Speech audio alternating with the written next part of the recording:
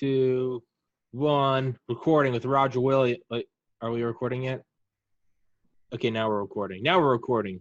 Episode 242 with Roger Williams, author of my favorite book, The Metamorphosis of Prime Intellect, which will be in the description in the top comment. But back to what you were saying, it has been a crazy week, and I was just thinking back to the day of the election. I had on my buddy Josh Newman. We did an episode at like noon, so like nothing had even no counting yet. And the first 20 minutes was us just going, and he's an ex-Marine. He's like me, a little more right. And we were both like, but you know what? And the thing we kept saying was, no matter what, if this many people vote, we're like, this is a win for democracy. And that sounds cheesy and just puke. That sounds so nauseating. But we were like, you know what? Whoever wins, this is a win for democracy. So long as nothing is contested with the election. And we're both going, and then it gets quiet, and he goes, but now that we had that little moment of peace, let's be honest, there's no way this thing isn't going to be a shit show. And that's where we are right now. It's today the 7th, 8th, Sunday, November 8th, 2020.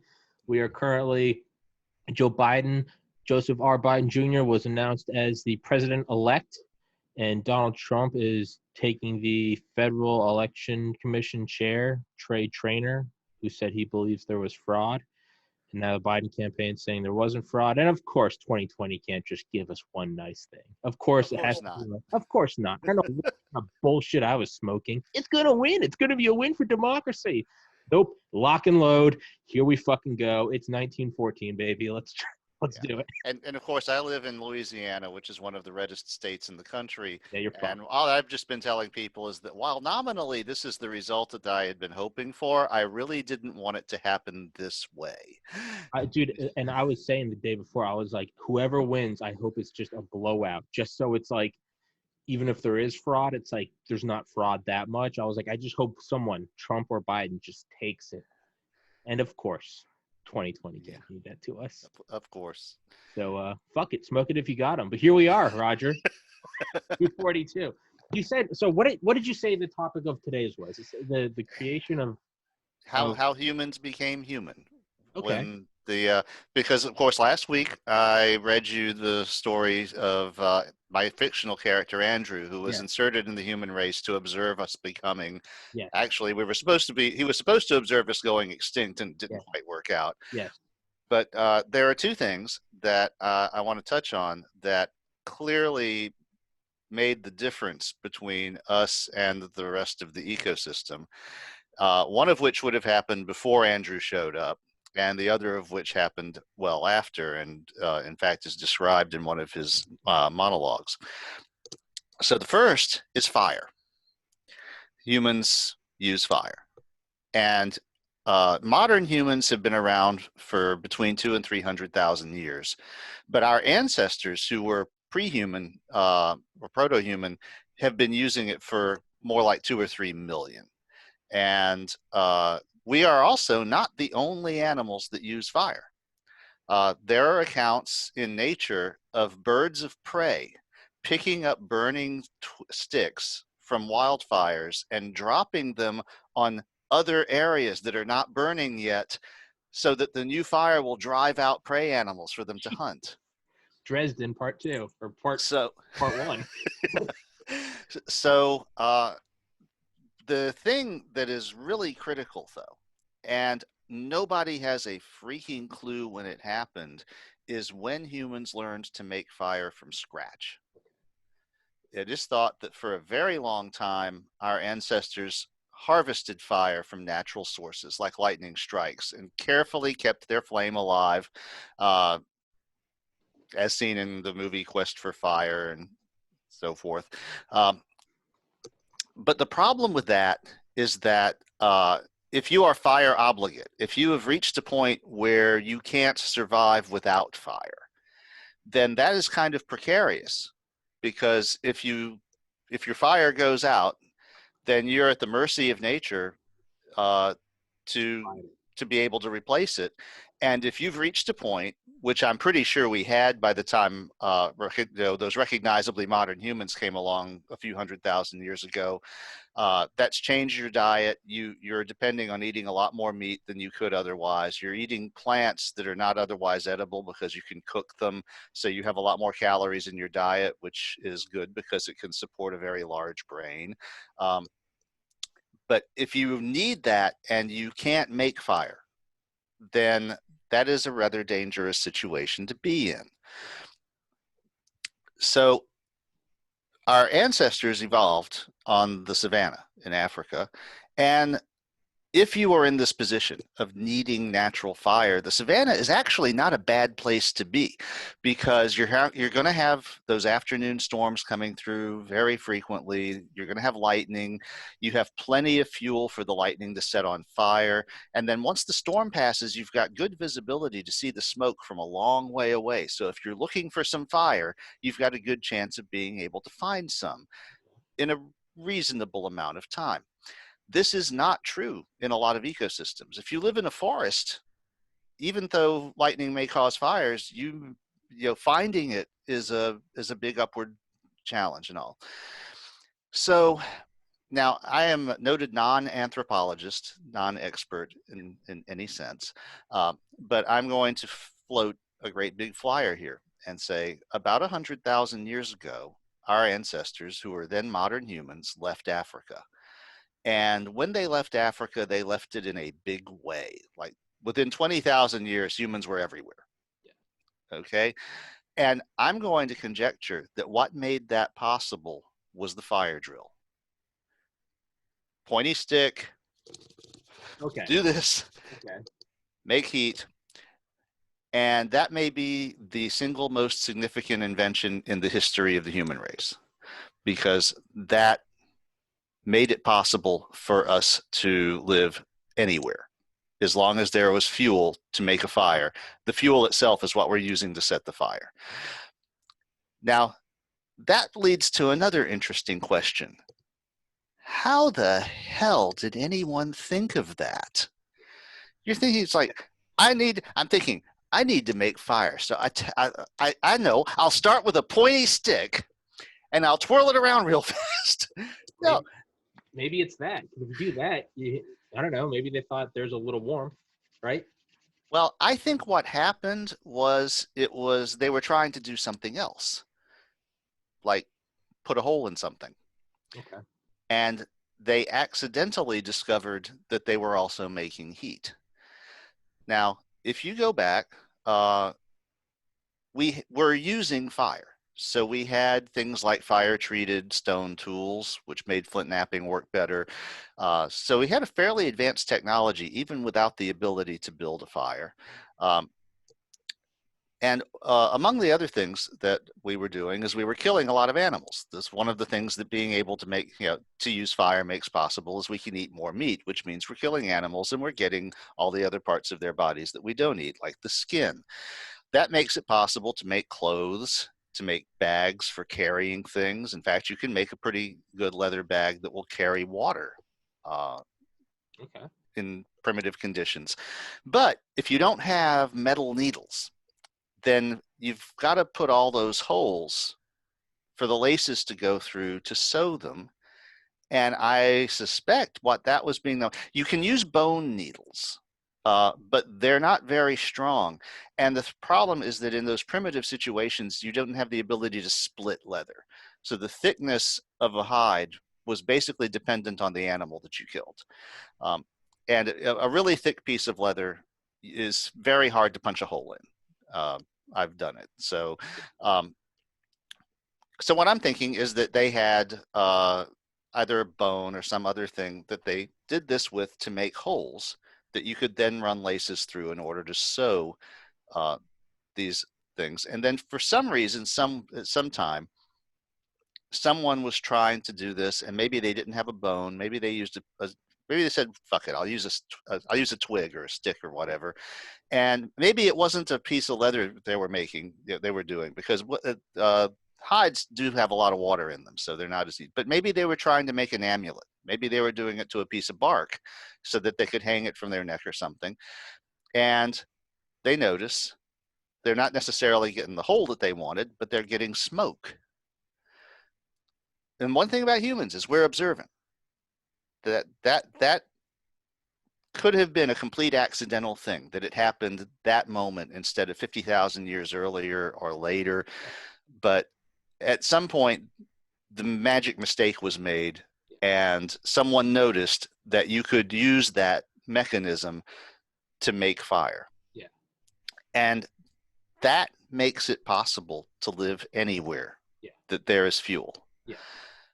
You can live in the forest where you can't see the fire at a distance. You can live in the desert where there's not that much fuel, so there's not much chance that the lightning will set it on fire. You can basically live anywhere that the means are available. And we proceeded to do exactly that. You know, we know that within about 20,000 years out after leaving Africa, we were everywhere. We were in Australia. They still can't figure that one out. The only place we weren't there was the Americas, and it took a while to get across the ocean. So that was a critical thing, and it was probably a complete accident. No one knows when it happened.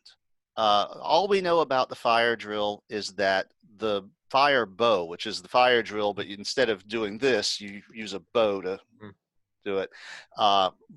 Those definitely were at a very high rate of development 7,000 years or so ago. We actually have artifacts. Okay. But that's because by then they were making them out of stuff other than wood. The thing is, something that you use to start fires that burns is not going to tend to be preserved very well. Yeah, okay. In the fossil record. Yeah, that's true. That's true. Upside, it brings fire. Downside, it's flammable.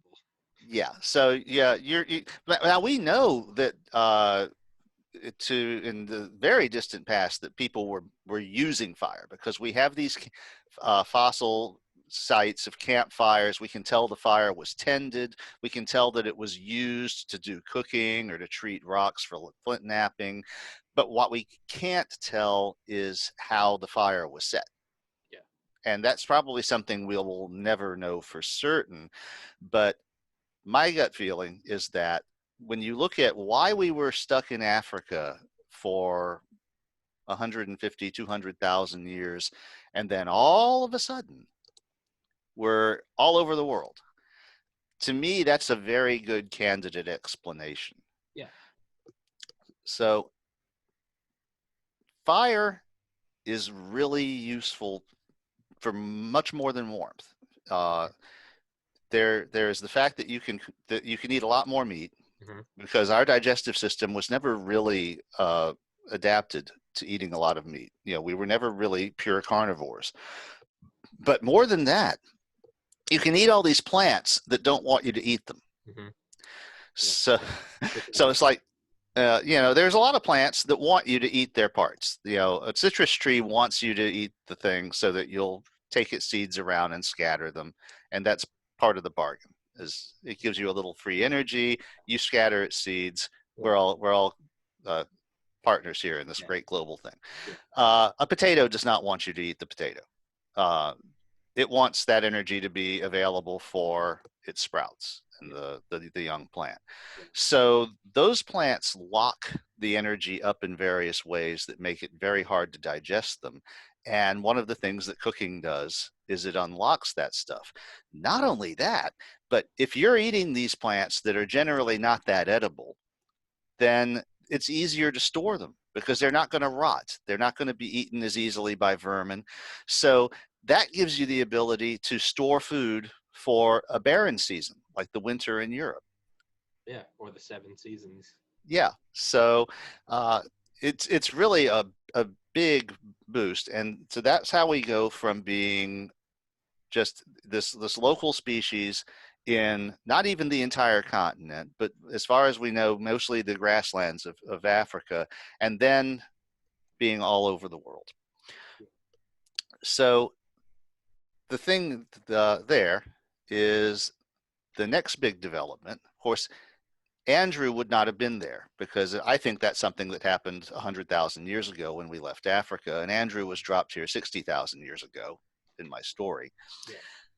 But what he would have seen is the human race spreading out, moving into all of these habitats that very few animals could live in all of the places that humans could live even 50,000 years ago. And then we developed agriculture, which is the next big The next power I thing. was gonna say you point out something interesting, the fire bow and the ability to now bring that everywhere. Isn't that kind of in an odd way? It's reminiscent of now, right? What's the big thing? Who's gonna build the best battery, right? The Mm-hmm. entire EV market, solar panels. It's all about X% efficiency and lithium. It's just the fire bow. It's just another Mm-hmm. fire bow, right? Yeah, and really there is a great deal of commonality across the generations as you look at these things. That's one of the things that I want to draw, is that these things that happened in the ancient past that started us on this path are things that are continuing to happen. Yeah. And in a lot of ways more and more often, because we have more and more opportunities.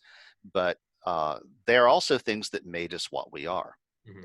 Now, before we did last week's episode, we had talked a little about agriculture, and like you had said, yeah, well, suppose it's like somebody says, look, we just need to do this, bitch. We need to get this done, take a year off, work it out. And it's like, that's not the way it happened. I mean, that's not human nature. Yeah, that's Okay. not human nature at all. Yeah. So let's look at what probably did happen. Okay. Where, we know that agriculture was invented in the Fertile Crescent, and what today is the Middle East.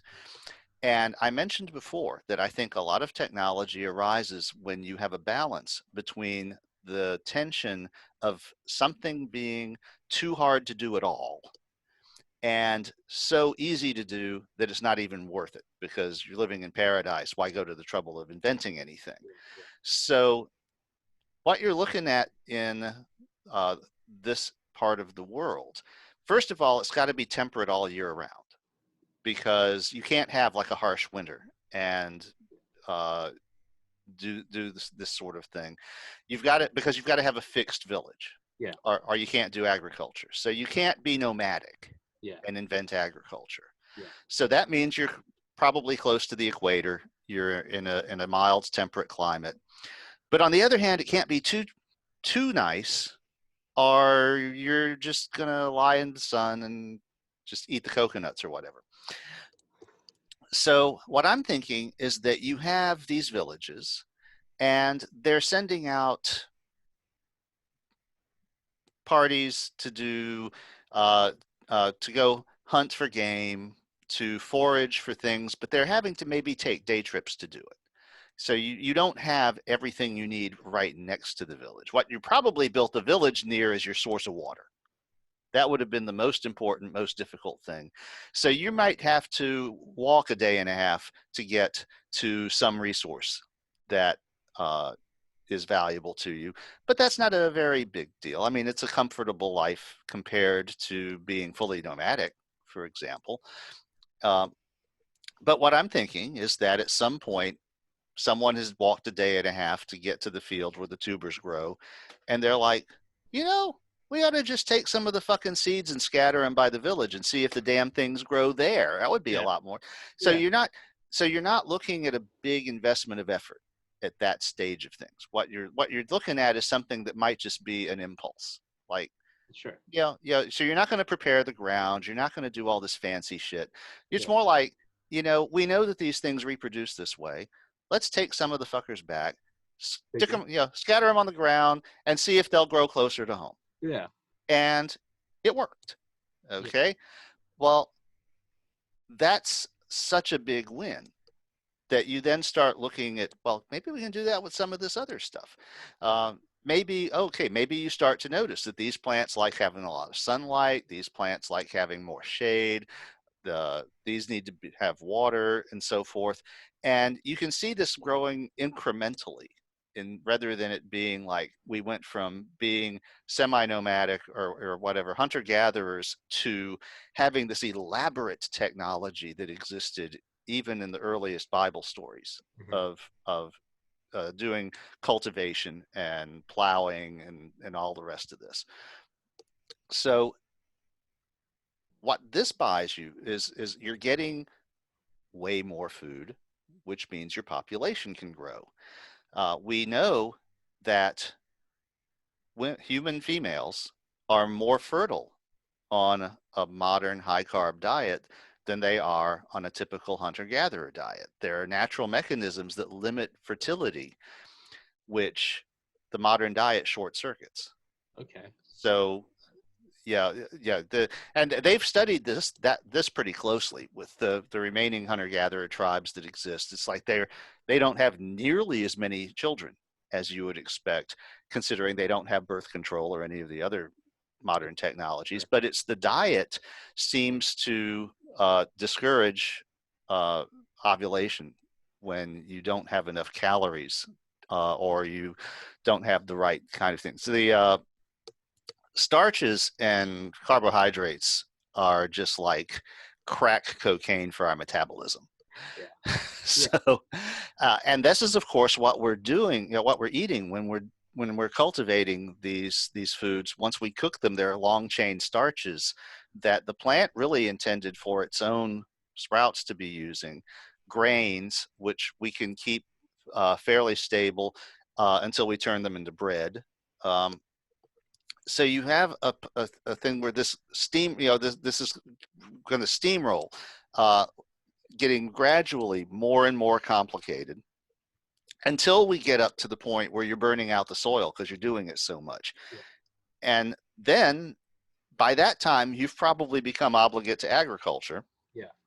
And so you have to go find another field. Now you've learned that you have to clear away the native vegetation, dig some trenches, put the seeds carefully into little rows. I mean, this is not something that was necessarily all discovered at the same time, but as long as each incremental step gave enough of an improvement that you couldn't ignore it, and it was like, damn, we need to do more of that. Yeah. Then it's going to grow. It's going to continue until you are farmers. Yeah.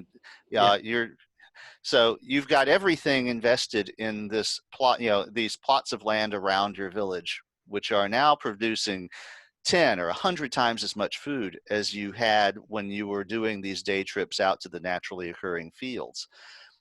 But you're also burning out the soil because you don't know about crop rotation. And eventually, this brings you in contact because you're moving further out, you're maybe starting new villages or whatever, and you meet the neighbors who are doing the same thing. And here is a critical thing, something that I ran across while I was reading up on this for this thing, is that for many years it was thought that whoever it was that invented agriculture went on to overrun all their neighbors Mm-hmm. because it would be such an advantage. And in the last 10 or 15 years, they've been doing PCR DNA analysis of these artifacts and all that we've had in our possession for a long time, but we didn't have an ability to like run the DNA and find out who they were. And what we found out is that these groups of people were stable. It wasn't a matter of somebody in one area overran everyone else. For thousands of years, these tribes and villages were stable. They were the same group of mostly related genetic families, and they didn't mix a lot. You had some because you've got, obviously, there's always going to be the guy with wanderlust is going to go out and become a trader, just wants to see what's on the other side of that mountain over there. And you don't need a lot of those people to spread an idea. Yeah. You just need the guy to come go, hey, yeah, I'm from over there, Yeah. hey, we've got this really cool thing we've been doing where we take the seeds back and just scatter them by the village. And it's really cool, man. It's like we don't have to walk so far no more. Yeah. And an idea like that can spread much faster than conquest. Okay. So if you think about it, how long would you think it takes to walk from New York to Los Angeles? I mean, you gotta. So I'm looking at it as how long physically, or there has to be the incentive to go, because sometimes Well, no, how physically, we'll assume that people have the incentive to make at least part of this journey for other reasons. Maybe it's simple trade, but 3 months in a covered wagon, so I don't know, that's about it. You know, 4 years walking.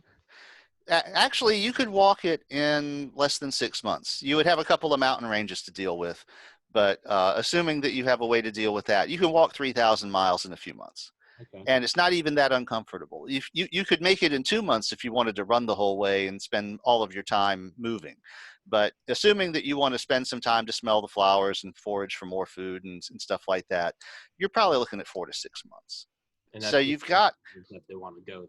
yeah. And we know that, for example, the Native Americans did this. Yeah. You know, we have examples where feathers from exotic birds were traded from Central America and ended up in Arizona. I watched a documentary about how the Native Americans, they said they were all built like marathon runners, and they'd run, but then they also like discovered some early form of like fermented grain alcohol. So apparently these guys would run all day, get blitzed around the campfire, and then wake up and run the next day. Holy shit, I can't go to the bathroom after a night of drinking. These guys are just like, we're running to fucking New England. Well, it's because you're burning the energy. Okay. You know, that's the thing, is that alcohol is a very powerful source of energy if you are exercising and burning it. Yeah. It still gets you drunk, but you don't get fat. Yeah. And you burn it. So it's not like poisoning your liver and all, because you're actually metabolizing it and turning it into energy. All those Michelob Ultra commercials. Yeah. On a side note, did you see when Steve Colbert and Elizabeth Warren were on Colbert's on the Tonight Show, and he was showing Warren around the state, and they had a beer because Elizabeth Warren had this have a beer or whatever with me thing. Yeah, and so she ordered a Michelob Ultra, and Colbert goes, yeah, has anyone ever told you the joke about why Michelob Ultra is like having sex in a canoe? And she's like, no. He says, because they're both fucking close to water. That's a dad joke. That's where you look at your dad and you're like, I'll give it to you, but don't say that again. Right? It's one of those puns where you're like, that's strike one, Buster. You get 2 more. Yeah, well, Elizabeth Warren, who had learned the phrase earlier, then said, bless your heart. Yeah, bless your heart. You say bless your heart. Having lived in Georgia for 15 years, if you hear bless your heart, that's a kind way of saying like that was your first and only strike. Yeah. Right? Bless your heart. You're like, I got it. Sorry. So anyway, where I was going before the side digression was that the knowledge of doing agriculture spread throughout Mesopotamia much faster than conquest probably would have. It wasn't a matter of once people invented it and then used this power to overwhelm all their neighbors and take over. It was more that all of these people who lived there since before continued to live there, but they were using the same techniques, presumably because they were learning from one another as they figured out how to take advantage of this. But then, of course, they were also burning out the soil and eventually coming into conflict with one another because they were using up the resources. They were turning it into a desert. If anyone ever tells you that humans can't change the climate, you direct them to the Middle East, because it wasn't a desert 10,000 years ago, and we are responsible for that. Yeah, we can do whatever the fuck we want. So, but that's what got the ball rolling. So these people eventually they were forced into conflict with one another. So they started the more modern techniques of making war, which led to the Metal Ages and all of the other higher technologies that obviously snowballed after that. But that was kind of the seed that started the second wave of human technology. So we had gone from just being in Africa to being everywhere, probably because of the ability to make fire at will.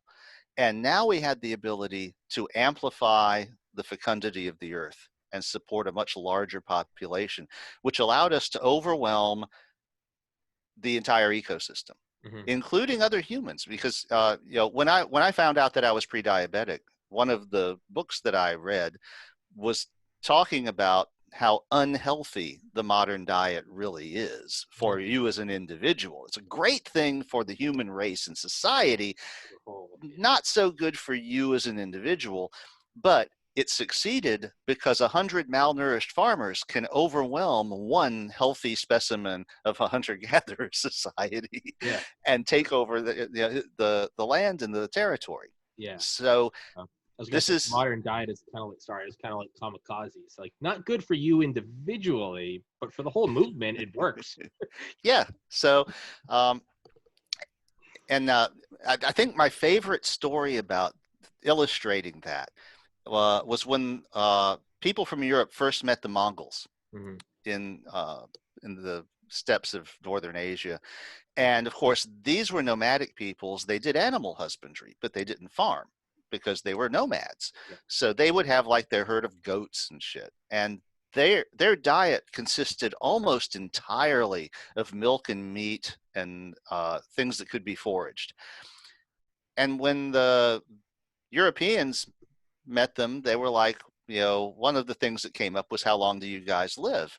And they were like, oh man, our chiefs live to be 80, 90 years old, and they're riding horses the whole time. And the Europeans are like, it's like ours are, in their 60s, and they get gout and they become done up.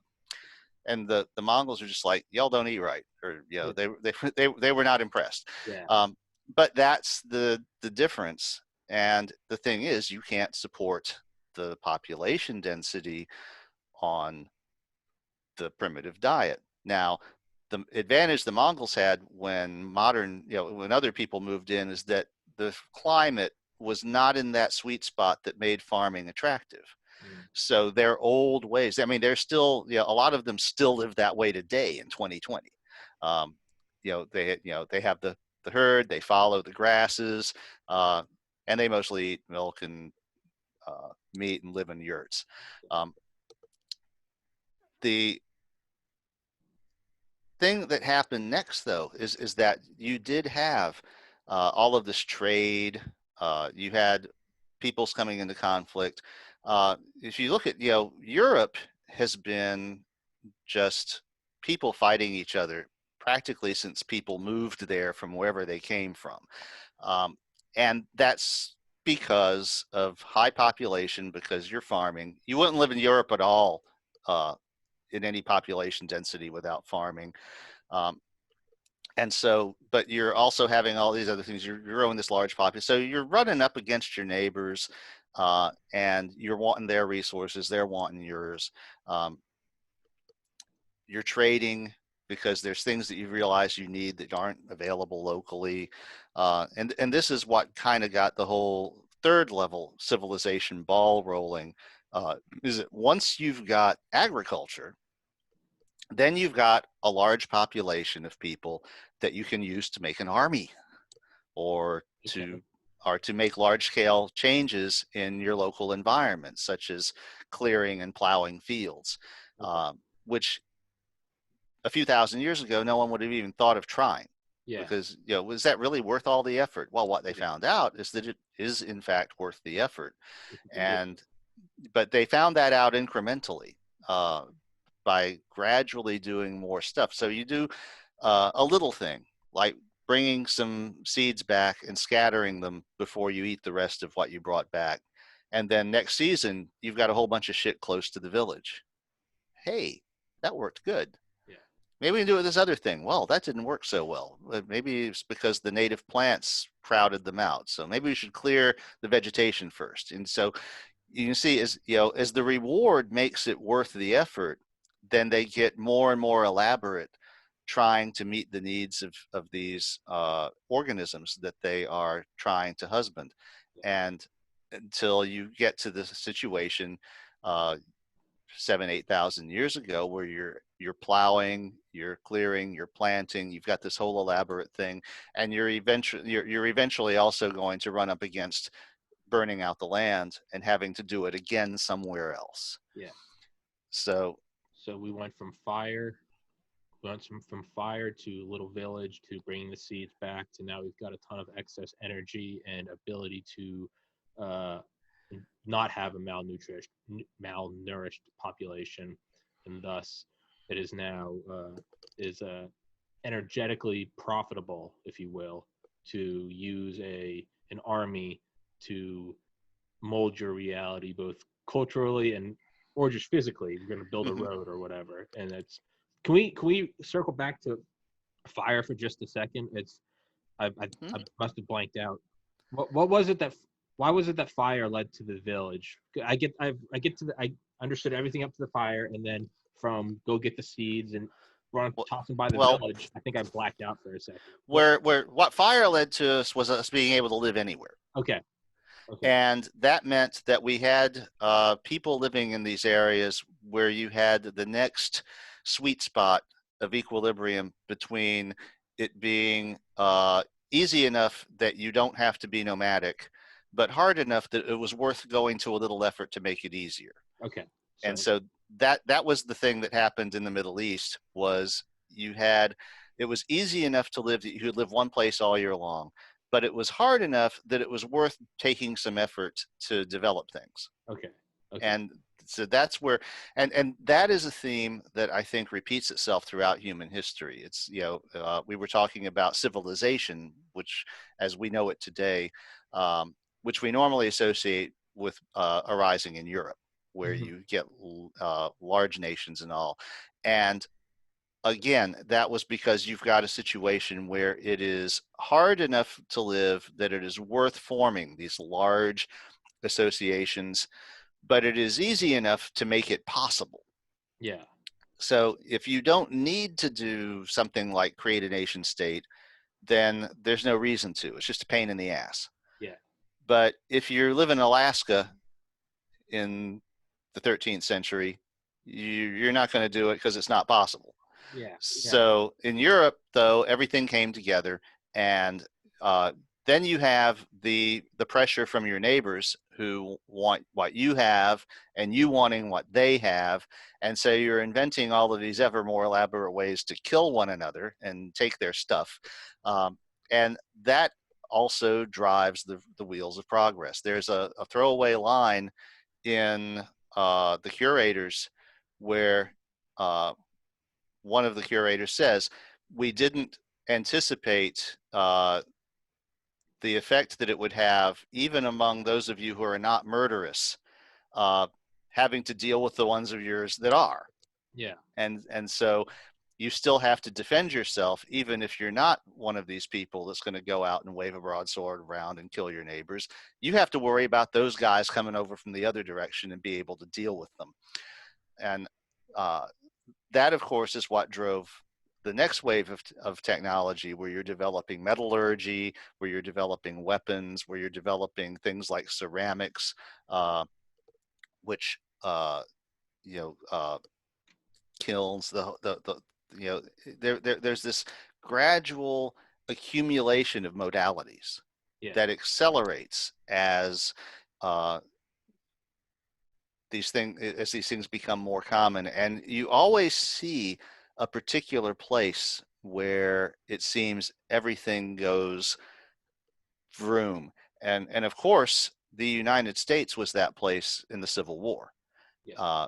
A lot of the really modern thinking about war and technology all occurred between the Revolutionary War, the Civil War, and the Great War, World War I, because in the United States, you had these vast natural resources that the Europeans couldn't even imagine.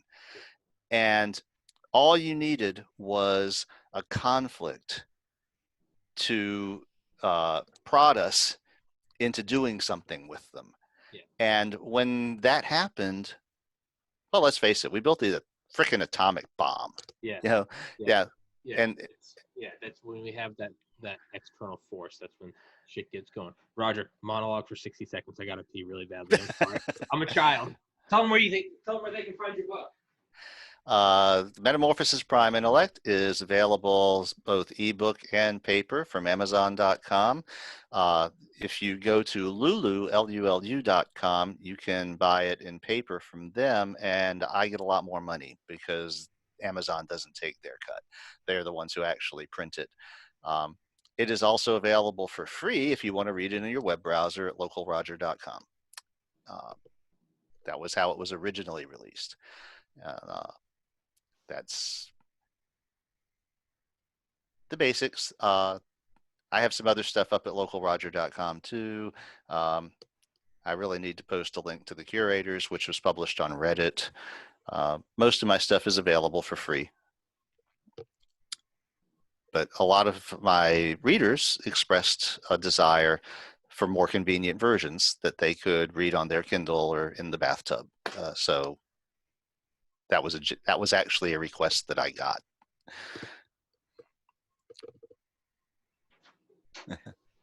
Here he comes.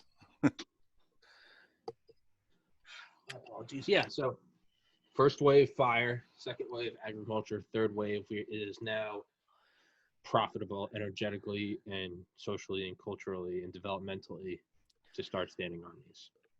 Yes, and so you enter the Bronze Age, and then the Iron Age, and then of course there's a Dark Age because we got a little too good at it for a while. But then in the roughly the 12th, 13th centuries, things started to accelerate again and never turned back. So the quintessential example of something that would probably have never happened anywhere else is in fact the atomic bomb, because I cannot imagine any other society going to the effort that we did for something that might not have worked. Yeah. Now, once you have shown them that it works, that's different. Yeah. Because now you have it and they don't, but they know that it's possible. Yeah. So now it's worth going to all that effort Yeah. because you know that it's possible. And there's a lot of examples of that too in human history, where the secret of XYZ is that it's possible to XYZ at all. Mm-hmm. And once you know that it's possible and that it will work, then the first place that invents a farming technique, it's like a lark. But then once someone from another society sees what you're doing and that you're supporting all these people and that the individual labor cost is this and that, then it becomes, then they go back home and they're like, look, this is what we got to do. And they really do take the year off and, and say, we need to clear this field. This is what we need to do. I've seen how it works. Because you've seen what's possible, and you have seen the fact that these guys are building weapons, and they need more land, and they're not that far away. So maybe we ought to pursue the same thing. Anyway, that's kind of the thing is that it's the same thing happening over and over again, but at greater frequency. Mm-hmm. The iteration, it took 100,000 years to get fire, to make fire from scratch and leave Africa. Then it took 10,000 years for agriculture to take over the entire world. It took 1,000 years for the iron and bronze and for the Middle Ages to be almost everywhere in the world. Because let's face it, when that ship comes over your horizon, with that smoke coming out of the thing and all, it's like, you don't know it yet, but your whole shit is about to change, because you're either going to figure out what they're up to and meet them at parity, or they're going to crush you like an insect. So, and what's often happens is they're going to enslave you so that you can help them make more food for themselves, or whatever else they're doing. Sure. The Europeans ended up doing what the Romans had only been able to dream of, and mapped and conquered the entire world with a few asterisks here and there. But basically, there was a period of time when there wasn't a square inch anywhere on the earth that had humans living on it that some European country decided, didn't think they owned. Mm-hmm. And that happened because of technology. But that technology came about because of the unique circumstances of the European climate and the social and political situation that drove those advances, so that when they went out sailing around the world, they would be in a position to just curb stomp anyone who stood in their way. Mm-hmm. Now, that's not a very good thing for a lot of reasons. In a lot of places, it was a very bad thing, but it's how we got where we are. So what's the big one after standing armies, or is it just a repetition of what you said, kind of the same pattern? Well, really, once you get to the Civil War, what you've had is a very repetitive acceleration of technological modalities. The Civil War was probably the single biggest burst of technological innovation in the history of the human race at that point. Yeah, because you had submarines, you had Ironside warships, you had improved firearms. That was the first war that was informed by the American method of manufacture, and they found out that firearms that used interchangeable parts really were a better deal. Yeah. The people who had those tended to win battles against. Yeah. Aerial surveillance. Yeah. I mean, if you look at, they were steeped in the idea of innovation to a sense that had never been true before. Even before, you had things like, someone invents the trebuchet. Yeah. Okay. What else is going on? I mean, how big a thing is this? A siege weapon like that has a very specific purpose. At some point, it didn't exist, and then later it did. But it's not like the whole burst of things that happened in the Civil War. Because you had this society, we had a lot of brilliant minds, we had a lot of natural resources and raw materials, and we had a credible enemy that on both sides saw it as they will stop at nothing to ruin our shit. So, is that the upside of 2020? Civil War? We jump forward into a new era? Not good for us, but good for the species as a whole. It's happened before. It's happened before. I hope not, but let's observe the patterns and realize, oh fuck, it might still apply. Yeah. Well, if you think about it, we've had several waves since then, because World War I was as much of an advanced driver as the Civil War was, starting from the Civil War level tech. Those countries, the Europeans and the Americans, spent that 60 years between the Civil War and World War I just honing everything. So you had these high-speed repeating guns. You had steam engines powering ships to a degree of performance that had never been seen before. You had the internal combustion engine. You had the beginnings of things like, the first tanks in warfare. And we consider World War I to be kind of primitive because they had the trench warfare, and we still had people doing the cavalry charge, but now they were getting mowed down by the artillery in ways that didn't even happen in the Civil War, except for like maybe Pickett's charge or something. But that, and the thing is, so you had all these people that had been thinking of this stuff for 60 years, and they were validated because it was technology that turned the war. The people who had the technology were able to overwhelm the ones who didn't, and that was what decided it. Then in World War II, the same thing. Of course, the atomic bomb being the ultimate example, but there were others. In fact, I've got a book here. I was loaned this book by a friend, Soldat, by Siegfried Dave, on something I can't really pronounce. This is a German soldier's firsthand account of his experience in World War II. And the frontispiece of the book says, we were not Nazi soldiers. We were German soldiers fighting for our homeland. And this guy who wrote this got super lucky because he was at the Eastern Front and he got injured like 3 times in ways that forced him to send him back behind the lines to go to hospital. He was in the end, he was able to get his wife out and his 2 children to West Germany, and he ended up in the United States at the end of it all in the 60s when he wrote that.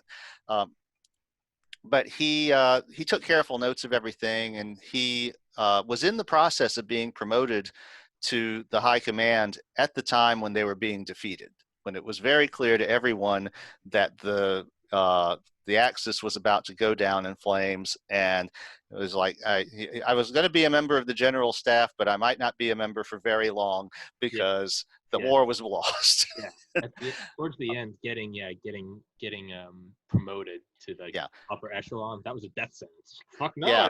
Well, and he spent 7 years in a Russian prison camp over it too. And he, as he said, if they had found that you ate a chicken in Russia, if you ate a Russian chicken, then that was taking the resources. 25 years in a work camp.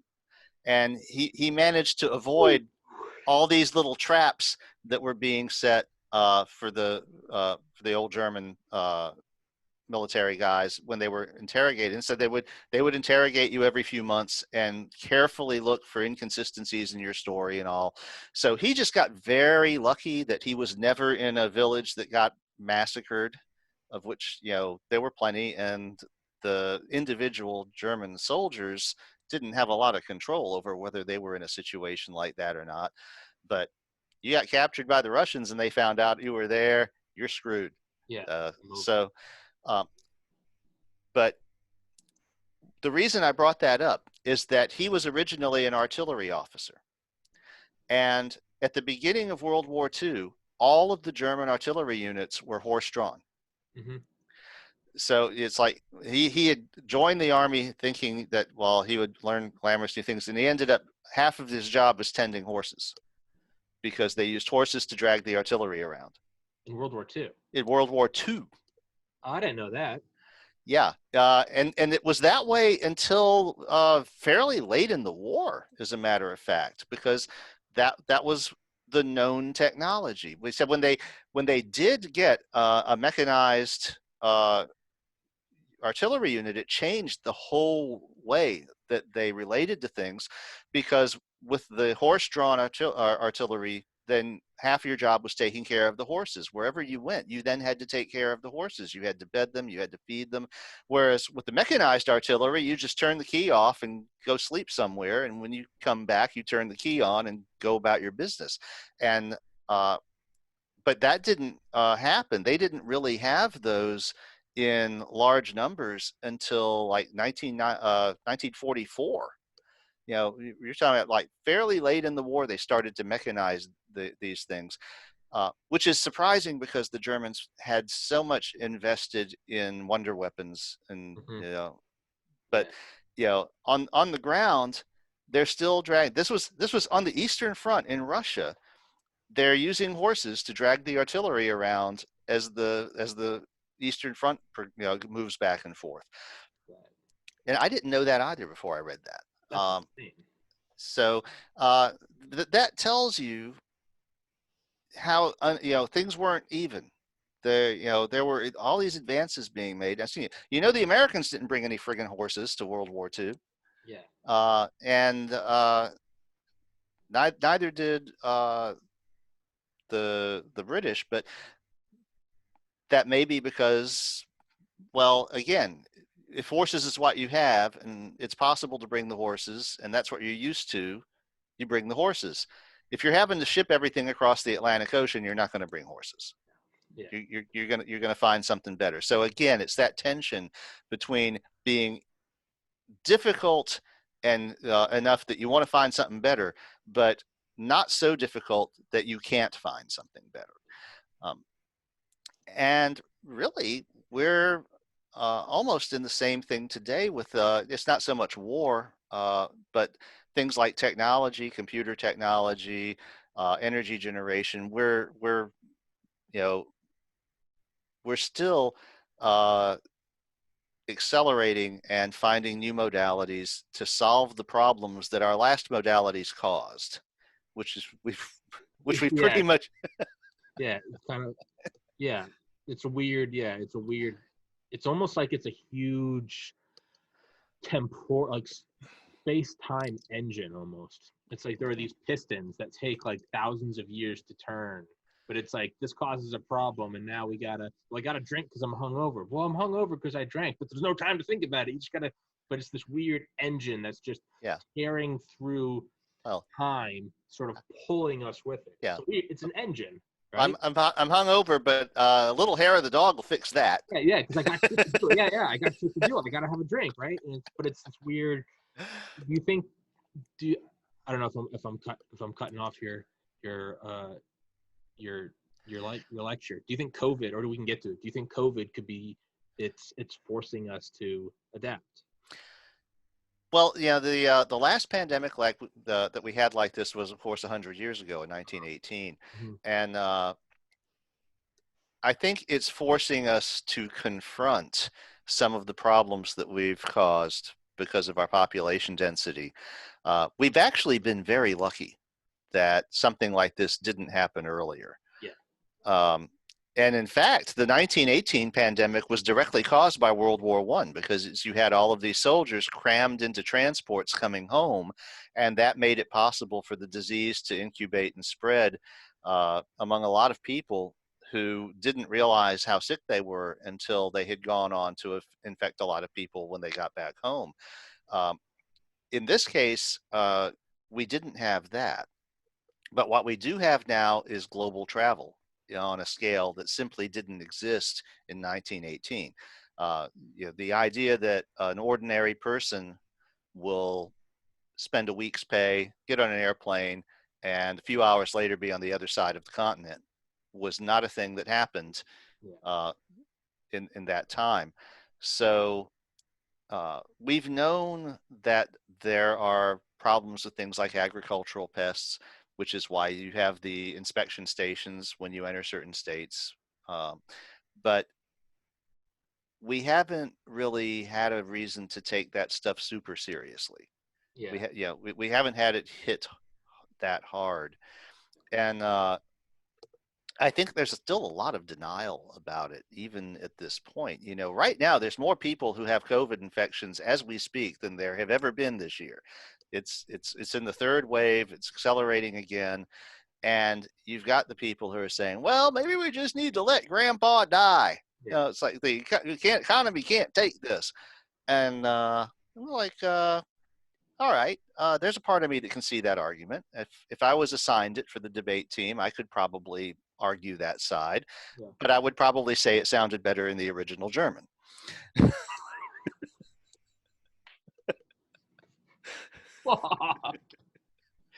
Woo, Roger. fucking I mean, fucking just kidney shot. just saying, just saying.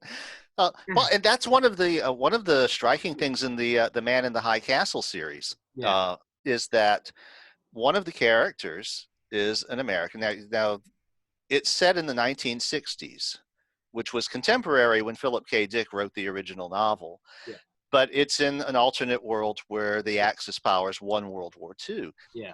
And so one of the characters is an American Yeah. who had been in the American army, but he was recruited, Yeah. swore loyalty to the Germans, Yeah. and now has a high rank in the German occupational force. Yeah. But his son has a congenital debilitating disease. And the Nazis' prescription for this is euthanasia. Yeah. So there's a whole subplot where this fairly powerful guy who has some means is trying to figure out how to keep his son alive because he's not genetically worthy. He doesn't meet the standards. And this was the way that they thought. Now, they also had an interesting thing. I noticed in the Rise and Fall of the Third Reich, William Shirer says that toward the beginning of the war, when you had the Hitler youth camps and all, they had a shockingly high rate of pregnancy among the girls who went to these things. And the official, this pissed off the parents in a big way, but the party liked it because this meant more Germans. This meant more Aryans, and they didn't care if they started like breeding farms. Yeah, that was the idea, is that anything that encourages more Aryan Germans to be born is a good thing. Screw your morality, whatever. Yeah, that's not important. They took a lot of things to they're the society. Nazi Germany is a society that did like, we know it's bad, but it's their whole thing is, but if you go, it's a weird road. If you ever go look at the you don't even need to watch the series, but if you just go look at the comments of any of the clips on YouTube, you go to any of them and it's like, they're all these memes. It's like that awkward moment when you realize it might not have been so bad. If the answer's like, woo, but it'll have like, you'll look at the comment, it'll be like 9.4K likes, and you're like, Jesus Christ. It's like, oh wow, technology might have been good, and it's like, ooh, maybe, and it's just like, oh Jesus. You look at a lot of the comments are like, doesn't look that bad, and you're like, ooh. Yeah. Well, ooh. And the thing is, as far as the topic of the day, the Nazis were, of course, very enthusiastic about innovation and new technologies. This is they never met a V weapon they didn't like. In a lot of cases, you can make a solid case that they would have been much better off just building more conventional bombers than building V2s and rocket planes and all this other shit. But they loved this shit. They were looking for that the magic button or whatever that would and they were kind of rooting around on the road to that with atomic energy, but they basically got screwed by Operation Barbarossa. Hitler was, if there was no Hitler, we'd probably be speaking German right now. Yeah, well, yeah, if he had died after because he had to get it up and going. He's the psychopath that got it up and going. Right, but if something had happened, if the assassination attempt had succeeded, then that's kind of crazy. If it had succeeded, the Germans might have won, which is crazy. Yeah, because they or at the very least they would have sued for truce on terms that would have left them a very great power in the world, instead of the defeated wreck that they were after the war. And so it was really kind of crazy that and the thing is, Philip K. Dick saw that very clearly too, because the other tension you have in The Man in the High Castle is that nominally the Japanese and the Germans are allies. So they've partitioned the United States, and there's like a no man's land around the Rocky Mountains. Yeah. So the Japanese have San Francisco and the West Coast, and the Germans have the East Coast. But everyone knows that eventually the Nazis are going to atomic bomb the Japanese. Yeah, it's like everyone knows. It's like this thing. Yeah, yeah. It's the subplot in the background. The Japanese know it because they don't have anything like this technology. Yeah, and so they're just like dreading it and wondering what the hell they can do about it. Yeah. While the Nazis are just like, yeah, right. Yeah. We're going to do whatever we want. There's no universe where the Japanese don't get A-bombed. It doesn't even. It's like, fuck. Even in the sci-fi, you always get bombed. It's just that's the arc. The black guy always dies first in the 80s action movies. The Japanese die. It's just you get A-bombed. Yeah. It's just, I'm sorry, it's part of the thing. The guy gets the girl. The best friend dies sacrificing himself. The old man gives the lesson at the end, right? There's all your son, and the Japanese get A-bombed. It's just part of it. It's just part of it, right? Although one of the wrinkles in the story is that since the Japanese have occupied San Francisco is one of the cities that gets A-bombed. Yeah, At yeah, least in the future, in the glimpses of the future. Now, the story kind of uh, thus far has averted that, but that's part of the whole story of the man in the high castle itself and the artifacts that they're collecting.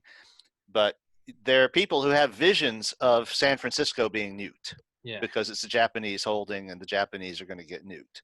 yeah. I've never. It sound. I never actually finished it. What? For spoiler, I guess for anyone listening. So don't listen. 5, 4, 3 spoiler. What? How does it end? I'm not gonna lie. I started it and I got like 80% of the way through, and then I don't remember what it was. I think I started a job this past summer, but it's. I know they've got like the portal thing, and there's like the universes, and they can see like universes where like Mm-hmm. Americans won the war. Is that who the man in the high castle is? Well, in the series, they have films. Yeah, yeah, yeah. In the book, there is actually a book. But when they made the Amazon Prime series, That's right. they're finding film strips, Yeah, and they show universes that aren't ours. yeah. And so one of those is the universe where San Francisco gets atomic bombed. Another is where one of the principal characters turns out to be a spy for the Nazis. Hmm. And to thoroughly spoil everything, Yeah. one of the last revelations is that the actual man in the high castle is Adolf Hitler.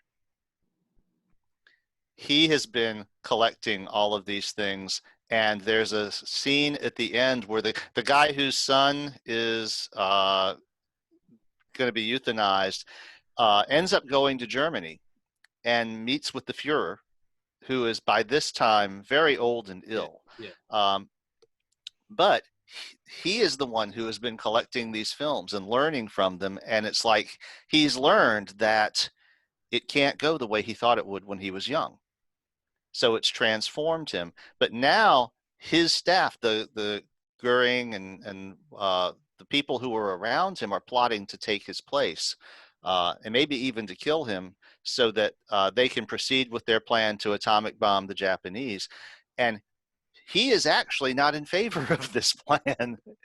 Uh, Now that's the series version. The way that the novel ended was quite different. okay. Because I didn't read. I only saw them, and I Yeah, think I pieced it together, right? Because they and find personally, I think that the series is better. really. Okay. Uh, because one of the things Philip K. Dick himself complained about bitterly is he said that he used the Yi King, Hmm. which we talked about recently, to write the book. Yeah, yeah, So, yeah. but when he got to the end, it refused to give him an ending. And so he had to think of something himself. And he complained about that bitterly. And now my experience is that's typical of the way divination devices work. But Yeah. that's, Yeah. uh, The but guru appears when you're ready, and the guru disappears when you're truly ready. well, in particular, the tarot seems to be designed to have a personality that wants to educate you, to teach you, to be in touch with your feelings, and also it will uh, tell you things up to a point, but then expects you to figure the rest out for yourself. Otherwise, it's been wasting its time. Um, but the ending and the way that things are tied together in the series to me works better than what Dick came up with in the original novel. Now that's not to say it still won the Hugo Award and the Nebula Award, and it was like one of the most famous science fiction novels of all time. But sometimes they really do improve it when they adapt it for TV. Yeah, that's probably the only example, right? Because, but isn't so? I'm trying. It's and you can spoil it for me. I don't care. I'm ADD. I'm not going to go back and watch it anyway. Is because I do remember the finding the film strips, right? And it's like these are fake, and the guy's going, these are too good to be fake, meaning they have to be Mhm. authentic. So is and I'm guessing is it that those are actual films from alternate universes, and they're trying to cover it up so people don't know that there's a possibility where the Nazis don't win? Yeah, well, it's they are actually genuinely from alternate Yeah, realities, yeah, and the Japanese hero ends up actually transporting himself to one of the alternate realities, which looks very much like ours. Toward the end of the last season that aired, and he's horrified because people aren't treating him with deference and like, because in his timeline, the Japanese are the rulers of this planet, and when he steps over and finds himself in a United States that looks an awful lot like ours, he's nobody. Yeah. He's just another Japanese guy. Nobody's kowtowing to him or paying him anything. But yeah, so it's the mechanism is that the films are tying together these different branches of reality that are gone in different directions. You know what they should have done is they should have had him come to our America, and you kind of see him just, it's not good, it's not bad. He's just like, he gets a job, he gets an apartment, whatever, and have a drink on the weekend. And one thing he does is he starts watching series, and he downloads Amazon Prime. Well, it's set in the first episode. Yeah, it's still set in the 1960s, so none of that existed. Yeah, I would just I don't know. You would just have it go by like another 40 years, 50 years, and then you see him as an old man, and he's got a tablet, and he finds Amazon series. It starts, he hits play, and the beginning credits come up.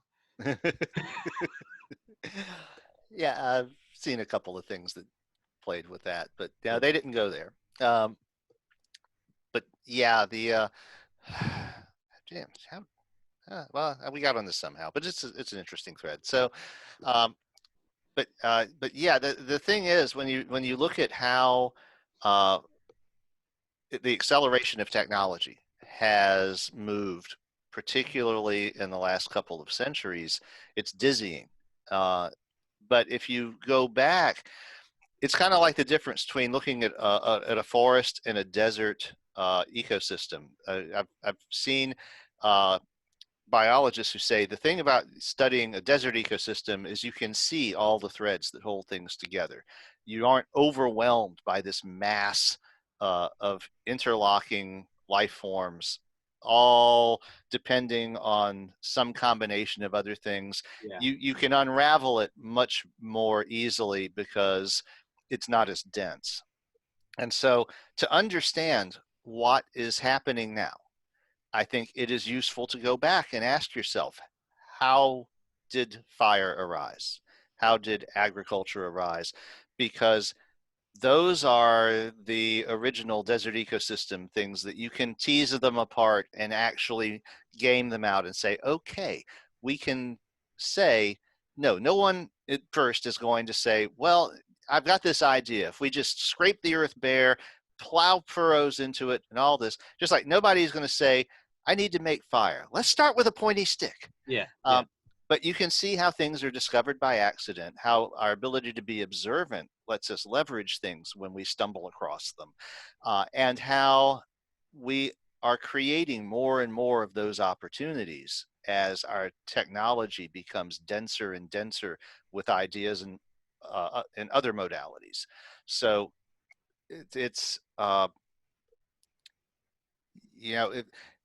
no one in science fiction ever predicted that computers would become as capable as they are. It was simply not a thing anyone could imagine in, say, the 1960s. And now, of course, computers are so much more capable than anyone ever guessed they would be, that it's unimaginable that they weren't there then. You're trying to imagine a world without laptop computers and phones that can browse Google is almost difficult. Unless you are old enough to remember it, it can be inconceivable. Mm-hmm. But those guys back in the day thought we were going to have flying cars, and we were going to have energy that was too cheap to meter from atomic energy. And so what they were doing is trending the things that had been working and assuming that they would continue. So what you were getting is more energy density. This was the big thing. And they assumed that this would lead to things like star travel. No one had any idea how energy density would lead to star travel, but of course, the USS Enterprise is powered by antimatter. Yeah. That's canon. Yeah. Because we figured, well, it's going to take a lot of energy. So, but that's where things are going is, you know, all these reactors.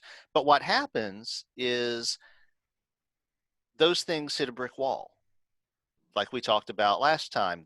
The brick wall that steam hit when reciprocating steam engines couldn't really be improved anymore, and the brick wall that hit again when it really couldn't compete anymore with things like electricity and internal combustion.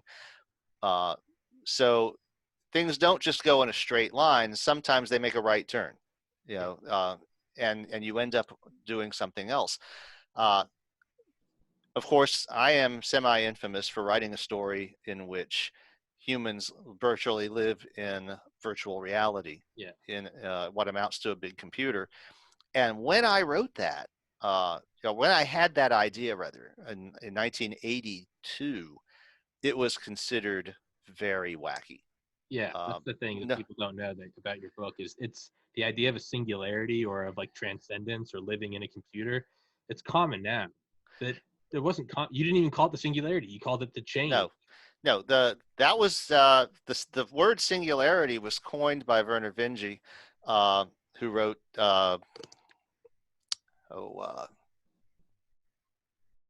Solace Among the Deep, something like that. He wrote a few books that he has very big idea things about a galactic civilization, and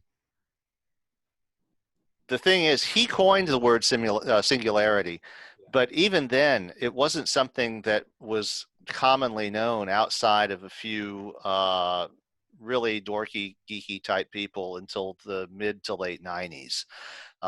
So I didn't know it when I finally got around to writing Mopey in 94. I didn't know that word. That's why it's the change with the capital C in the novel. Yeah. But right around the time I had the idea, in fact, it may have been one of the influences, there was a video game called Battlezone. And this was an arcade video game. There were a few attempts to do it for consoles, but they didn't work because at the time this was state of the art. It was the first person video game that most people ever saw.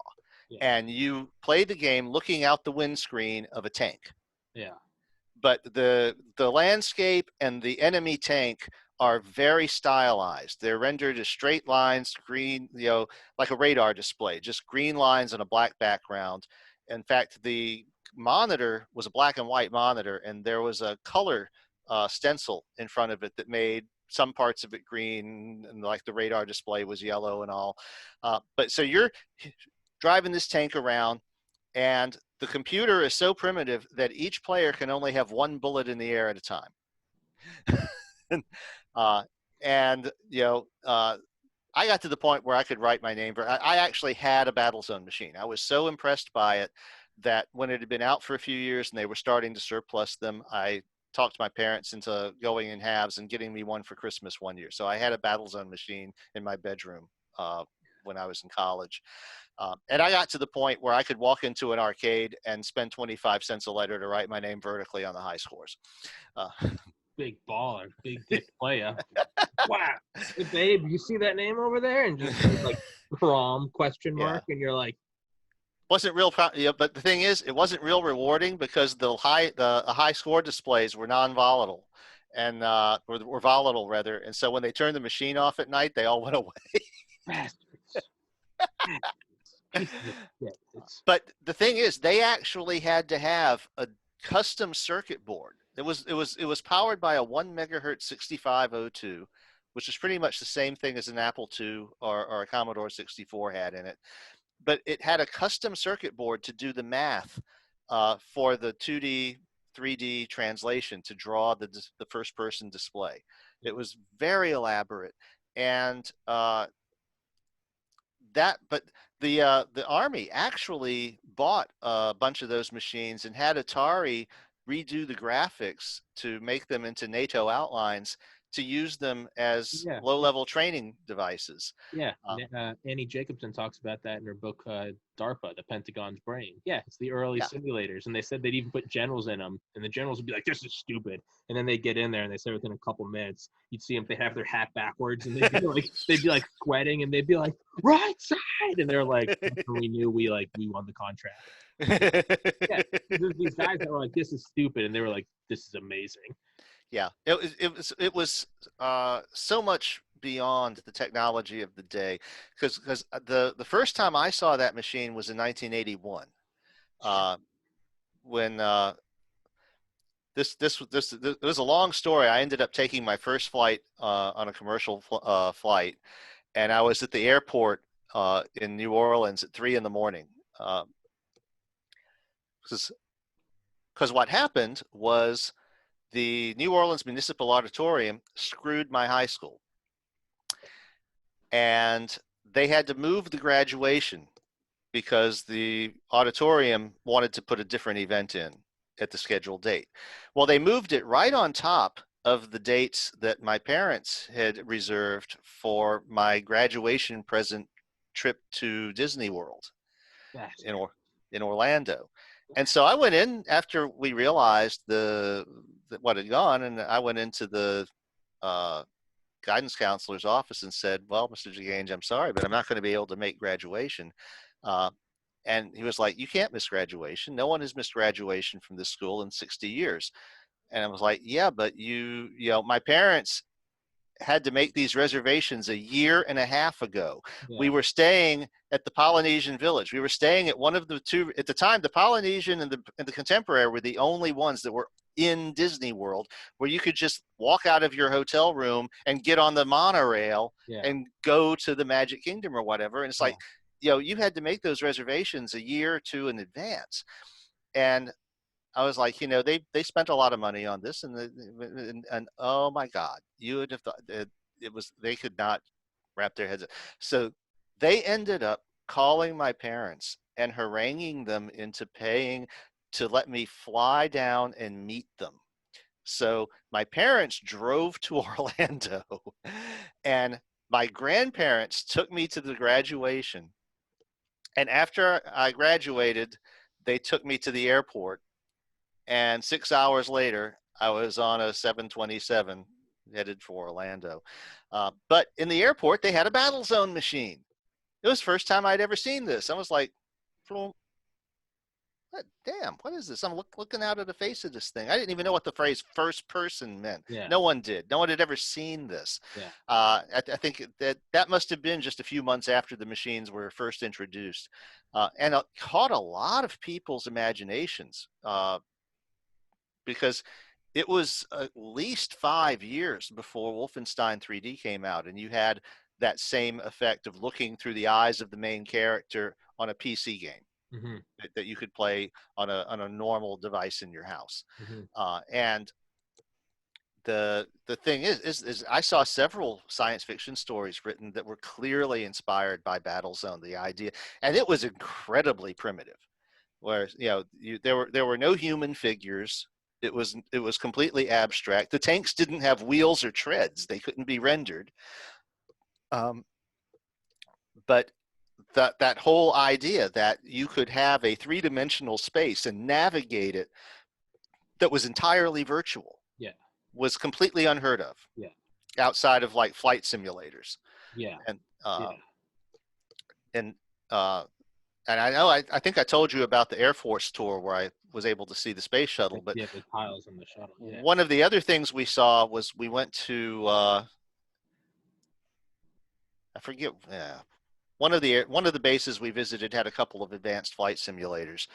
So they had one of the simulators that had this rubber landscape between two rollers and a camera, and the computer would maneuver the camera and roll the landscape back and forth to generate what was projected on the TV screen for the person in the simulator who's piloting. It sounds like some steampunk VR. Yeah.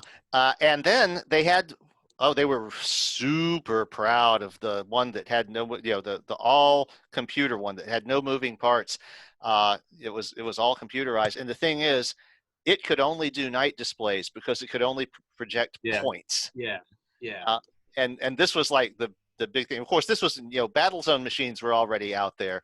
And so this was their $100,000 flight simulator based on a mini computer, and it couldn't even project a line. It could only project points.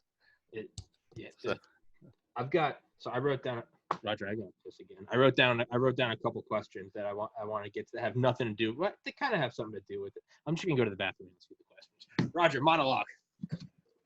Or go to the bathroom. Okay. Monologue, Roger. Well, I already said where to get my book.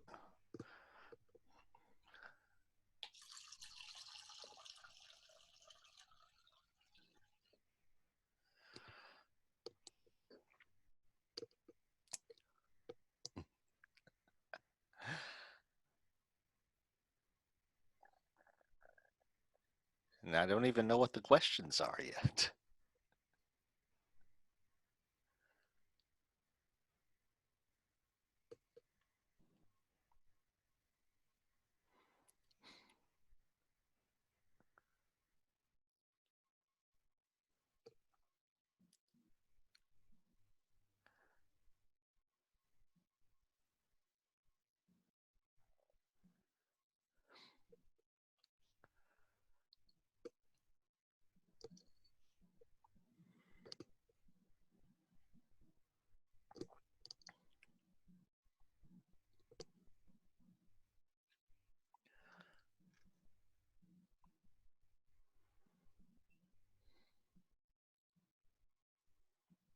Oh, yeah. Roger. Gauge blocks. You don't sound like you're monologuing. I was studying the crib sheets. I don't care. Yeah, but if anyone's listening to this podcast, we're on episode 242. It is, you gotta understand. I go to the bathroom during it, and I'm not sorry. But so I wrote down kind of 3 loose ideas, and I always, when I write them down, I never want to be like rude to the guest and like write down like super script notes. I saw you reach for the tablets. So I figured that's probably what was going on. Well, because of that, I always try to write super quick notes, so I'm not just sitting here. But then when enough time goes by, I don't really know what the notes mean, because right now I'm looking at Nazi plate tectonics. But I'm gonna. I can tell what the first one was. So let's just purely go into. I mean, in your book, Metamorphosis of Prime Intellect, like it goes into about. Spoiler alert! 5, 4, 3, 2, 1. Spoiler alert! It goes into everyone kind of going into the VR world, and obviously there are the death jockeys, and one of the reasons I love it is like nothing is off the table. Like one of the things is like going in and like you can like VR, basically you can be like a Jew escaping Auschwitz, and you can be like tied down, you can be like raped, skinned alive, killed. It's all just like, what would you do if you had forever? And that's why I love it, is because it's no holds barred. So in that sort of no holds barred conversatorial, is that a word? Conversational idea. Going to Man in the High Castle, do you think that, let's just really play with the sociopathy and psychopathy of it. Do you think if, let's say they nuke the Japs, right, and then it's just the one world Reich, do you think it would end there? Or do you think that they would begin shaving off even more undesirables from their own ranks? Can it ever end? Or do you get to one point where one people rule, Asian, black, white, Mexican, German? Or is it not possible? Is it that modality of getting there itself is based on constantly killing the outer layers of the onion? I think that if the Nazis had free reign and won, then they would have probably made a lot of progress toward basically enslaving everybody that they didn't like and killing the excess population they didn't need of those people. Now, they were very much in love with high energy projects and things like that, just as American science fiction writers were at the time. So it's hard to see whether they would have done with information technology what we did in this timeline, because the people who invented computers were American and British. as with everything else, once the Russians realized what was possible, they had some very innovative designs and moved them forward. But they were always second fiddle to us, particularly really because you had Alan Turing. Mm-hmm. Even though they fucked him over in the end, the contribution that he made to the whole idea of information science cannot be overstated. The very idea of a computer probably would not have arisen without Turing. Yeah. And then you had John von Neumann, the Americans, Yeah. who kind of applied our greater resources to advancing the practical approach to it. We didn't know how much Turing had done until fairly recently because of the 40-year rule. So basically, much of what he had done could not be publicized until the 1980s. Gotta love the British. Make sure leave it to the next generation to clean up. But but now we know that Turing actually built the first practical Turing complete computing device in the world, and they used it to crack the codes. And of course, Newman built our first machine to try and build a hydrogen bomb. But but whether the Nazis actually, they had some fairly innovative guys on their side too. I know there's a circuit for a relay-based adder, which is attributed to one of the Germans at the time. But whether they would have thought of doing the electronic one, again, it comes down to, do you need it? We needed it to do the code breaking, or the British did. And then we needed it in America to try and do the hydrodynamical calculations for the bomb, both of which were big enough things to justify spending millions of dollars on something that might or might not do what we wanted. If they had simply won the war, it's hard to say whether the Nazis would have pursued any of that, because they wouldn't have been in a situation where you need it. They would be like the Polynesians, who didn't really invent farming as we know it because it was too easy, and you live in paradise. You don't need to go to all this effort to eat. So they might just not have gone there. And I know in the Man in the High Castle, Dick doesn't show them pursuing computers, but of course when he wrote the novel, computers weren't still a big thing for us in our timeline either. They were something that if you were aware of them, you might realize something was happening, but most people weren't aware of them, and if they were, had no idea what was actually possible. If you took any modern computing device back to 1945, it would just blow everybody's mind. Not even video. If you took a pocket calculator, it would blow their mind. This is something that would take a dorm refrigerator-sized box of electronics to do all of this addition, multiplication, and all this stuff, and print a result for you. That would have been a $10,000 device in 1945. In fact, it was, because those things existed. In my dad's lab, he had one that was made by Olivetti, and it was stupidly complicated, expensive, and but if you needed it, there was nothing else like it. Now, do you have the competitive pressures that caused transistors to be invented, that caused them to be applied for information processing?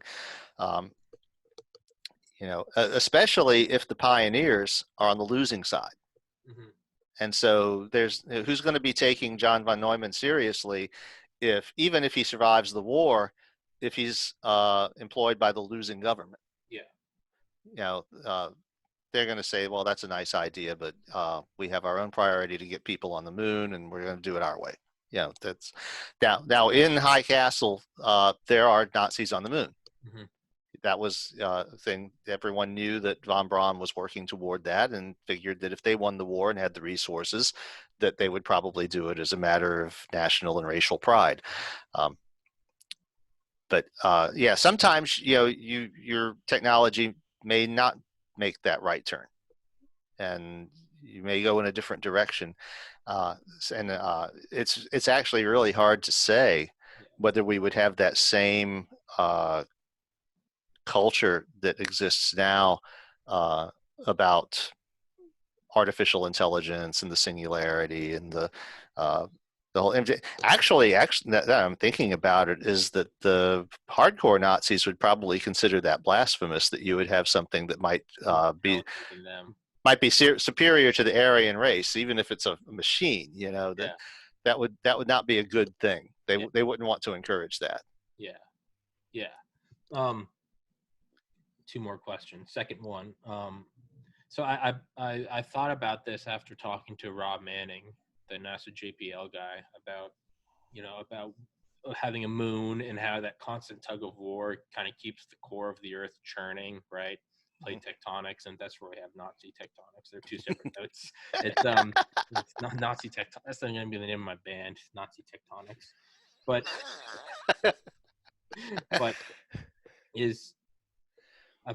so one thing I brought up with Adam Gillette of Accuracy and Media, and he kind of laughed it off, which, okay, maybe it is stupid. But I was thinking, do you think that the hyper partisanship and divide of our country, do you think that's a bug or a feature? Do you think, kind of like the Polynesians, do you think it's we are so at each other's throats to hold power? Does that create the most accountable system? Is this just optimistic? But is that tug of war? Is that what makes America America? No, I think it's pathological. Okay. Yeah. I think that I like to tell people that we are running democracy 1.0 unpatched. And our founders did rightly see that if you made it too easy to fuck with the Constitution, that people would fuck with it in bad ways. So it's very hard to change. Mm-hmm. But people who came after us saw some of the problems that arise. The winner-take-all two-party system has a lot of problems. And nothing that people have come up with is perfect. But when you look at things like ranked choice and the parliamentary system, where you have to form a coalition government, they create much greater opportunities for people who have minority views to be taken seriously and participate. Sure. Because in the United States, if you ain't got 49%, you got shit. Yeah. It's like if you're 49%, you're zero. Yeah. And that really isn't good, because I think that's one of the things that discourages people from voting. I know that people don't like having this argument, but even though I have voted in every election, the fact is the only thing that I voted for in this election that won in Louisiana was to let the parishes vote to legalize sports betting. And I voted for that so that we would get the tax revenue from it, because otherwise Mississippi is going to get the tax revenue, and that's that. So people aren't going to not do it.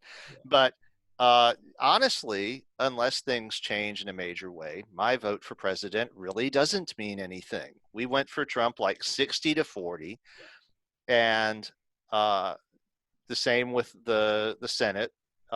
We still have the same Republican senator that we did before, and it really didn't matter.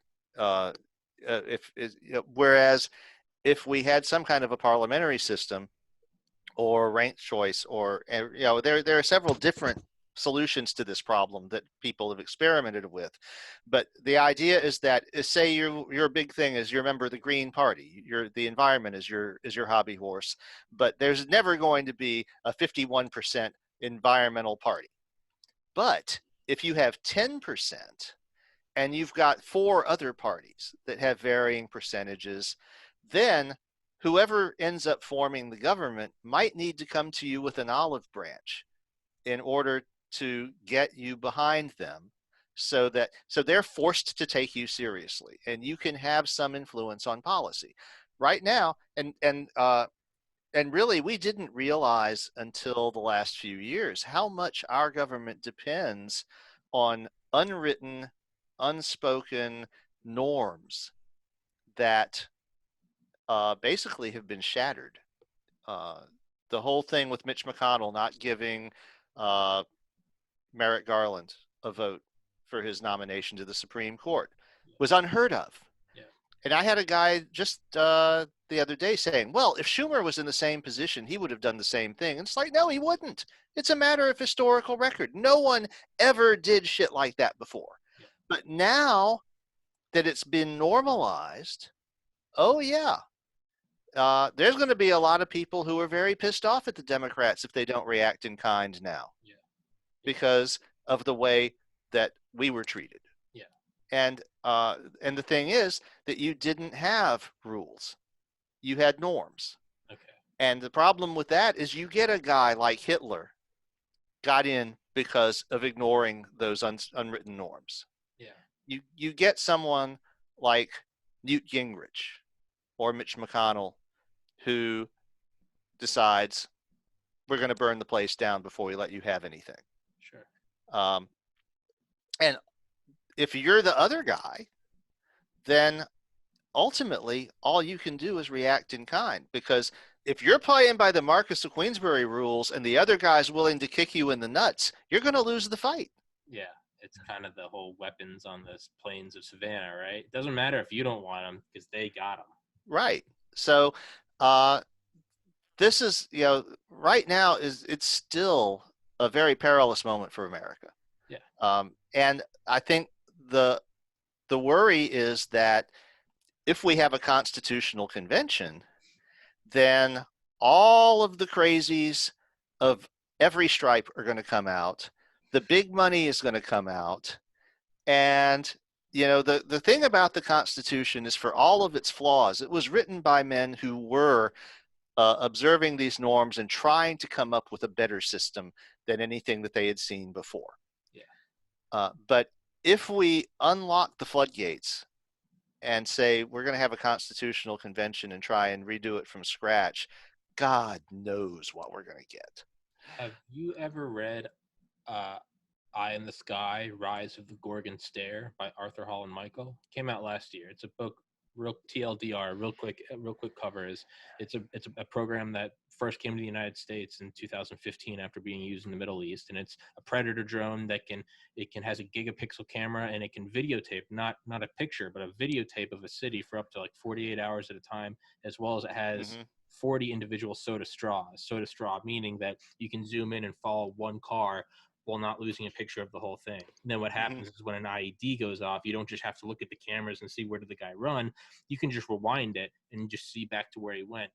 And they started using them over Baltimore in 2015 in a beautifully Orwellian moment to curb crime. But it worked perfectly. You'd see someone get killed. You'd find out about someone killed. And you'd say, where was it? It was on X and Y Avenue at 3:54 p.m. You go back and you find it, and you're like, well, that guy disappeared.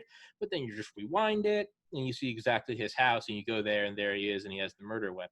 That kind of good and bad safety versus freedom argument.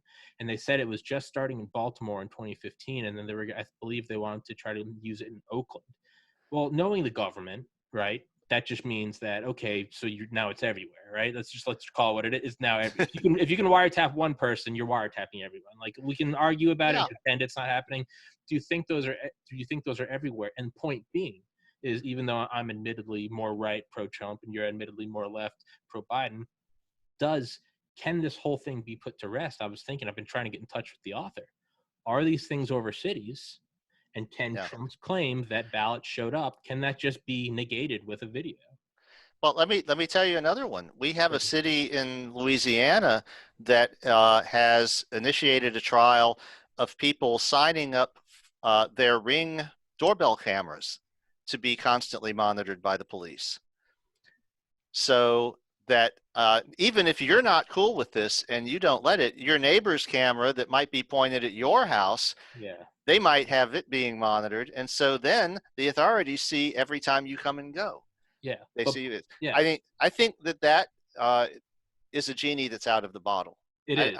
And I'm yeah. not even trying to get into the Orwellian 1984, because that's a whole argument for another time. What I'm saying is because as much as someone might not believe it, that I am more right, I want to see whoever won truly win. If Trump lost, then he lost. But what I'm thinking is I don't want my biases to get in the way of this. So what if there is just 30,000 foot HD video of ballots showing up at 4 a.m. or no ballots showing up at 4 a.m.? That's what I want to see, is who was objectively Trump, you're lying, Biden, you're lying. Like, that's what I want more than anything. And this is an existing technology. And I've been thinking, it's like, what if, but then it comes out as, do we want to let the people know that that's up there watching us, right? Well, and because these guys really don't want you to know what they're capable of. No. You look at what Snowden was saying about all of the surveillance and the snooping on all of your electronic communications, that the whole thing was that they don't want you to know that they're able to do that. Yes. But the thing is, let's face it, that cool little traffic display in Google Maps that shows you in real time where the traffic is. You know where the data comes from for that, right? Everybody's cell phones.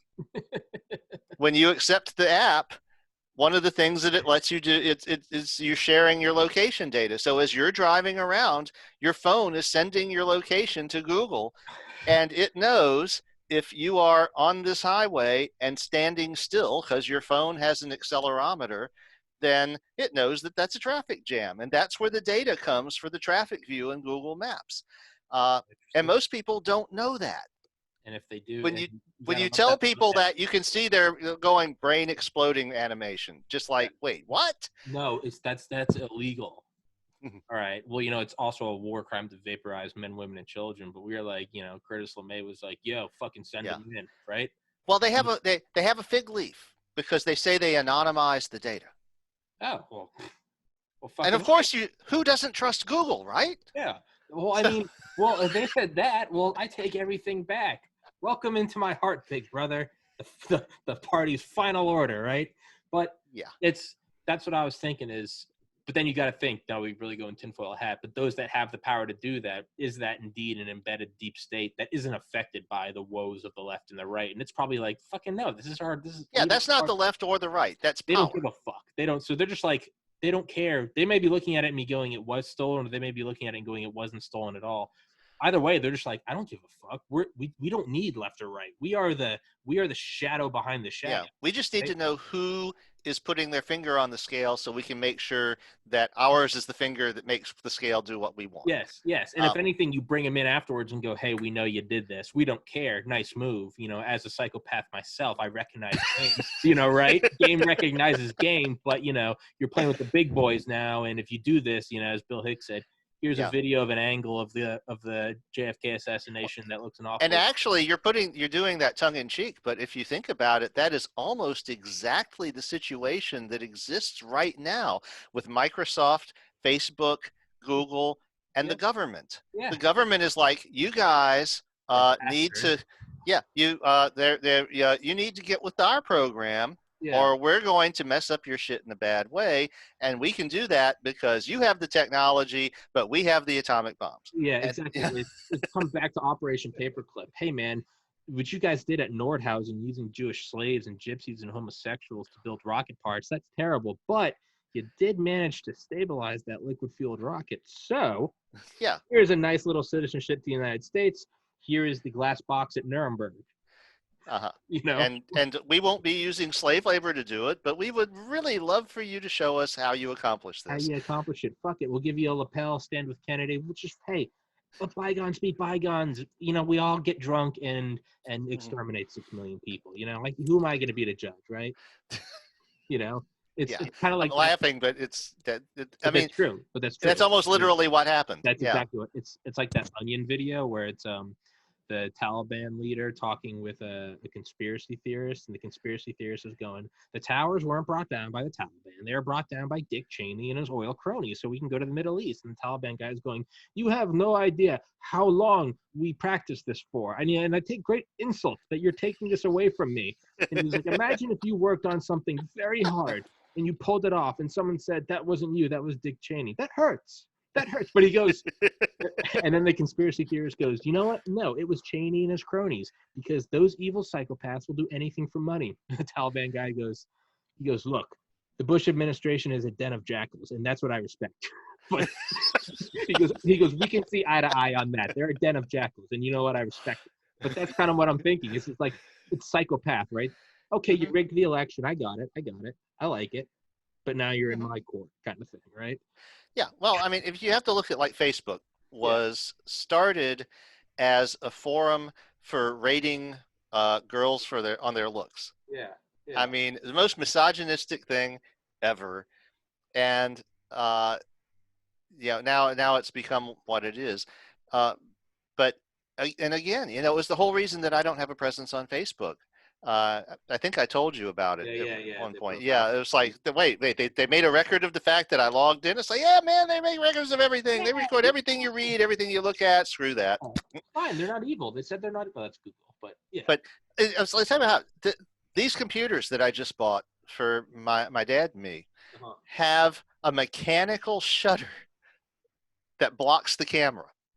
There's a little lever up here that. Oh shit! Nice. Because so you won't have to put a piece of electrical tape over it. Yeah, but haven't they shown that they can actually see through them with like? No, that there we're getting into tinfoil hat territory now. Well, that's regardless. But like when they first redesigned the money back in the 90s, we were getting a catalog from a company called House of Onyx. And this is the world's largest mail order jewelry and gemstone company. And we've done a fair amount of business with them ourselves over the years because of the gem and mineral collection. But that got started by a guy named Fred Rowe, who started it off by importing onyx figurines and selling them to the gift shop at Mammoth Cave. And he just built it up. He ended up owning the entire center of this little town in central Kentucky.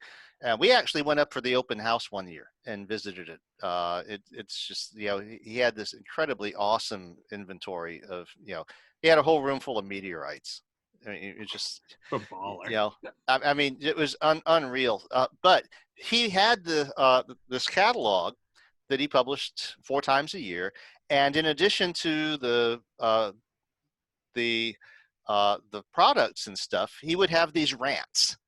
He would have his little screeds about what the government is up to and what things are going on and all. And so, of course, when they redesigned the money, they started with the $100 bill. They came up with a new money design. And he was like, I have a friend who has $2 million in a safety deposit box. He's going to lose that because it's not going to be worth anything after they decide that the old money is no longer transmissible. But he was convinced that the government could count your money from the outside of a safety deposit box after they redesigned it. And I was like, no, it doesn't work that way, because you have to have some form of radiation that can get through a steel box, and it's not radioactive. So no, he thought that they would have a scanner that they could just go down to your bank and point at your safety deposit box and go, oh, $2 million. Keep an eye on this guy. Yeah. It's like, no, you kind of have to check your own ego. You really think you're that important? That's how I look at it. It's not that the thing is that the technology does not exist to do that. But even if it did, why the fuck would they be looking at you? Yeah.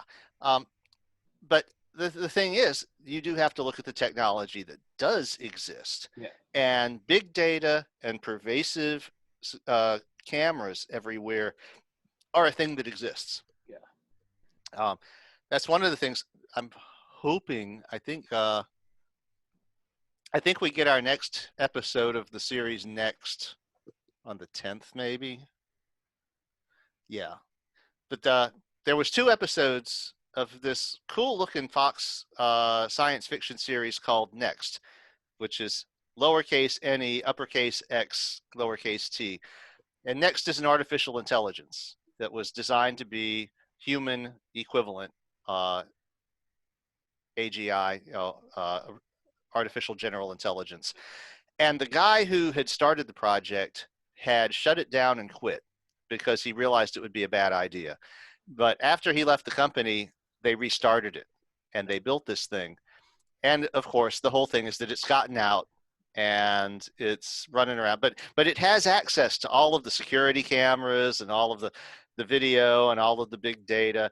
And so it's already killed several people, by, it's like Crashing. by, crashing it took over another person's car and jammed the accelerator and crashed it into the person that it wanted to kill, was presumably killing the family that was riding in that other car too. But as the guy who quit the project said, this is, as far as how many bugs do you kill when you drive to Baton Rouge? It's like you're not trying to kill bugs. It's just that your car is going 70 miles an hour and they get in your way. As far as this thing is concerned, if you get in its way, you're going to be dead. That's, it doesn't want to kill you or anything. It just wants to continue growing and fulfilling its goals. But if you get in its way, it doesn't have a conventional human morality. Yeah, it's not even that it's evil. It's just it doesn't. It's like right. Move. Go away. So I thought that was very good. But then, of course, this being, why did they do this to series? They aired 2 or 3 episodes, and then, thanks to the election coverage, that was the third. They preempted it twice for the World Series. Then they preempted it for the election coverage. And so they're finally going to have another episode on the 10th. Does anyone even remember that it's there? Yeah. And, and I was actually kind of getting interested in it. I think they already canceled it. We're probably only going to have the one season. Have you ever seen the movie Eagle Eye? It's I've asked people about it because I love it, and they all say it's terrible. I'm like, all right, whatever. but it's about an AI in the government, and it's like its main prerogative is like it has like the Constitution is just uploaded to it, and that's all it thinks is, and so it's actually like ruthlessly unbiased. And then when it sees that the president is like calling for drone strikes that have like a 70% certainty that there will be civilians killed, it's like that's not good. And so it goes down the line to like everyone in succession, and it can tell through because it has access to everything. It can tell through conversations of like, well, that guy, even though he's not the president, the vice president, I've heard him say on this day that he would have called the drone strike. And he finally goes to like the 17th person in line, right? Some treasurer. And it's just this dude who is just like, I think that was probably a bad idea. And it's like, this is the guy I need to lead. So what it does is it just starts, but because it's an AI, like a hyper AI, it just starts making moves like 300 steps ahead. And it's like weird shit, like a piece of mail shows up here, and like, I love it. It has Shia LaBeouf in it. It's a terrible movie, but I love it because it's wrecking cars, it's crashing planes. It's one guy shows up and like someone else shows up and it's like, are you like getting orders from like the machine too? And the guy's like, I don't care, take it. I'm supposed to give you a trumpet. I don't know why. And it's just like this whole. It's actually, I really like it. As a sci-fi writer, I think you'd like it. But it's in the end, the AI is like actually like, it's not evil. It chose the least evil leader and was like, he will be the president through hell or high water. and he tries to kill everyone. But like, I really like it.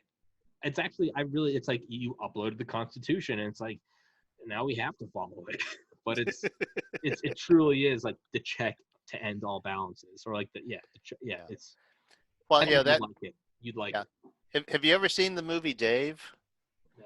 It's basically the president's evil right-hand man. The president has a stroke and is in a coma. And the evil right-hand man knows that the vice president is a good moral person who will not do some of the shit that he wants. Yeah. So they go out and they find a ringer who physically resembles the real president, and they hire him to play the president.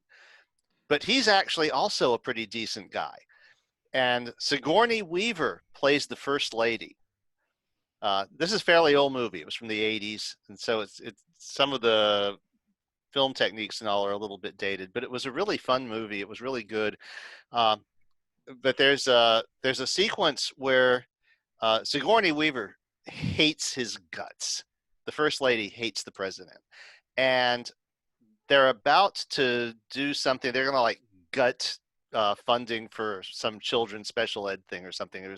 I forget what the detail is, but she confronts him.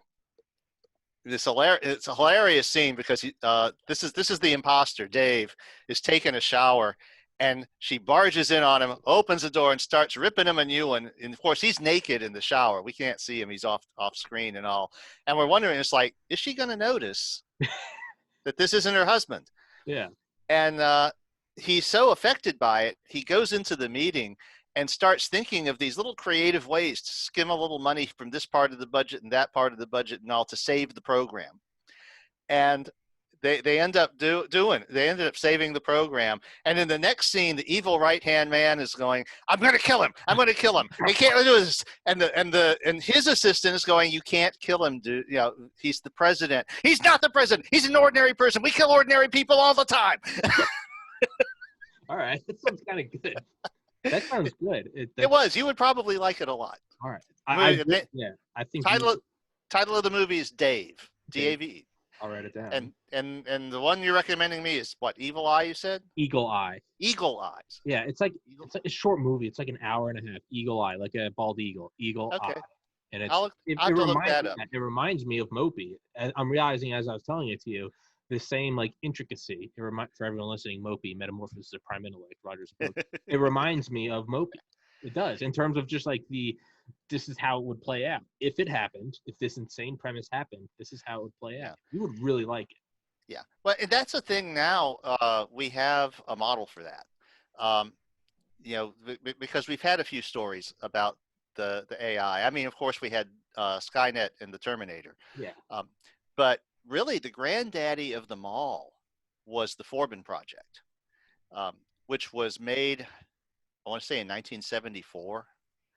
And it was very influential on me. If you want to look at a lot of the things that I was thinking of in 82 were in, you know, it's Colossus, the Forbin project. Colossus is the name of the computer. And it was written by, the original author of the novel was D.F. Jones. And he was a naval captain. But so he was privy to a lot of the secrets, there were classified stuff about advanced computer systems that the public didn't know about in the 60s and 70s. So in his story, Colossus is a computer it's built into like Cheyenne Mountain, you know, one of these, you know, it's been sealed in. Yeah. The first scene of the movie is Forbin on a long shot in this huge matte shot walking out of this enormous facility. Yeah. And then they seal it off with all of this toxic radioactive crap so that no one can ever re-enter. And Colossus is in control of the nuclear weapons, so that command and control will be assured. That is the thing. Okay. Yeah. So in a sense, this was also War Games kind of went back to the same thing, but in the Forbin project, it's early 70s. So this was one of the last movies that was made when an actual computer was too expensive and exotic to use as a prop in a movie. Yeah. So it's hilarious. The technology is hilariously dated. But the thing is, Colossus finds out that the Soviets have embarked on a similar project. Theirs is called Guardian. And the first thing Colossus says after it's put online, is there is another machine. And then, they're like trying to figure out what it means. And it's like, you will arrange communications. There is another machine. And so they put the two computers in touch with one another because they're each demanding this because they found out each other exists. And they start communicating. They're over a modem. Yeah. And the humans are eavesdropping, and they're exchanging more and more advanced math until like about half an hour later, they're exchanging these concepts that the human observers can't understand at all. And so the humans cut the link. Yeah, naturally. And of course, Colossus and Guardian are each like, you'll restore the link now. And they're like, no, we don't think so. And it's like, you will restore the link now, or we will bomb one city. to demonstrate our seriousness. And because they What, have what the is nuclear. what was this movie made? 1974. Don't spoil anymore. I'm gonna watch it. Just It's cut that off. No, just cut it off. Just okay. No more spoil. It's very good. You will like it. you shut your whore mouth. I just wrote it down. I don't watch a lot of shit. You just intrigued me. It's so because I just rudely cut you off. Yeah. I was Well, gonna, and also the thing is, since you're a fan of Mopey, you will recognize a lot of influences yeah. in Colossus that made their way into Mopey in the way that Prime Intellect evolves and becomes ascendant in that story. That was at the time, that was really, you know, when I had the idea in 1982, there were not a lot of other stories about that sort of, you know, super intelligent computer scenario. In fact, I had not seen, I don't remember whether Terminator had been made yet or not, but it was years before I saw Terminator after it was made. And so I hadn't seen Terminator, but I had seen the Forbin Project, and I was smitten. It was like, this was Hell yeah. really, but yeah, okay. Say no more. I'll watch it. Yeah. So on that note, I guess I'll just go to my last question, and then how do you feel about Sunday podcasts? Do you prefer Sunday versus Wednesday? Makes no real difference. Do you want the Sunday slot? I'm kind of enjoying this. All right, yeah. If that works better on your end, then yeah. Yeah. It's because Wednesday we always do it late, and because it kind of when I have like Thursday podcast, Friday podcast in the morning, I always have like a one day where I kind of fuck up my sleep. But yeah. we don't need it. I'll text you that. But so my third one is I know you said I think you gave like you started with giving like the movie rights for Mopey, but I remember writing this down like on one of our first episodes. Was I wanted you to get the director that did Watchmen. Yeah, he did Watchmen, and I think he did 300. But I think the director that did Watchmen. I don't know the name. Well, that would be. He's a big name. It's Yeah, well, I know who you're talking about. He works with the how Watchmen is done, and that's like how I see Mopey being done. In all of my movie directing education and experience, that is worth anything. But if you could find a way to, I think you should pitch to him. What I am told, this is like, of course, there's no such thing as creative control for basically a nobody. Okay, yeah. So what my understanding is, though, what Valparaiso is, what their plan is, and they optioned it for 18 months about 2 years ago, and then early this year they re-upped. They had an option to extend, which they exercised, and so they've got the option for about another year at this point, unless we, you know, at that point we renegotiate. But on the other hand, if they wave another $2,500 in front of my nose, I'll probably sign it again. But their plan was to market it as a high-end cabled or streaming service series like Game of Thrones or Westworld. Okay. That might be better. Yeah, well, there and the reason was that there you don't have to worry about the MPAA and all the noise. And of course, at the moment, you know, we didn't even know about COVID at the time, but right now the movie industry is kind of in a problem space. But they were thinking particularly of Westworld and the fact that that they were making these series that are very transgressive with the nudity and the you know, the transgressive ideas. There's quite a few ideas in Westworld that translate pretty close to the Mopey universe. Yeah. That might be a move. Full uncensored, and then also you have that time constraint. I mean, do you want 1 4-hour movie, or do you just want like Yeah, and plus it would allow for writers to expand on the ideas. You know, because I do have an interquel, the Casino Odyssey in cyberspace story, which is set in cyberspace and kind of shows how that can be approached. But what they're looking to do is to make up a proposal that they can sell to one of the entities that would actually make the series and broadcast it.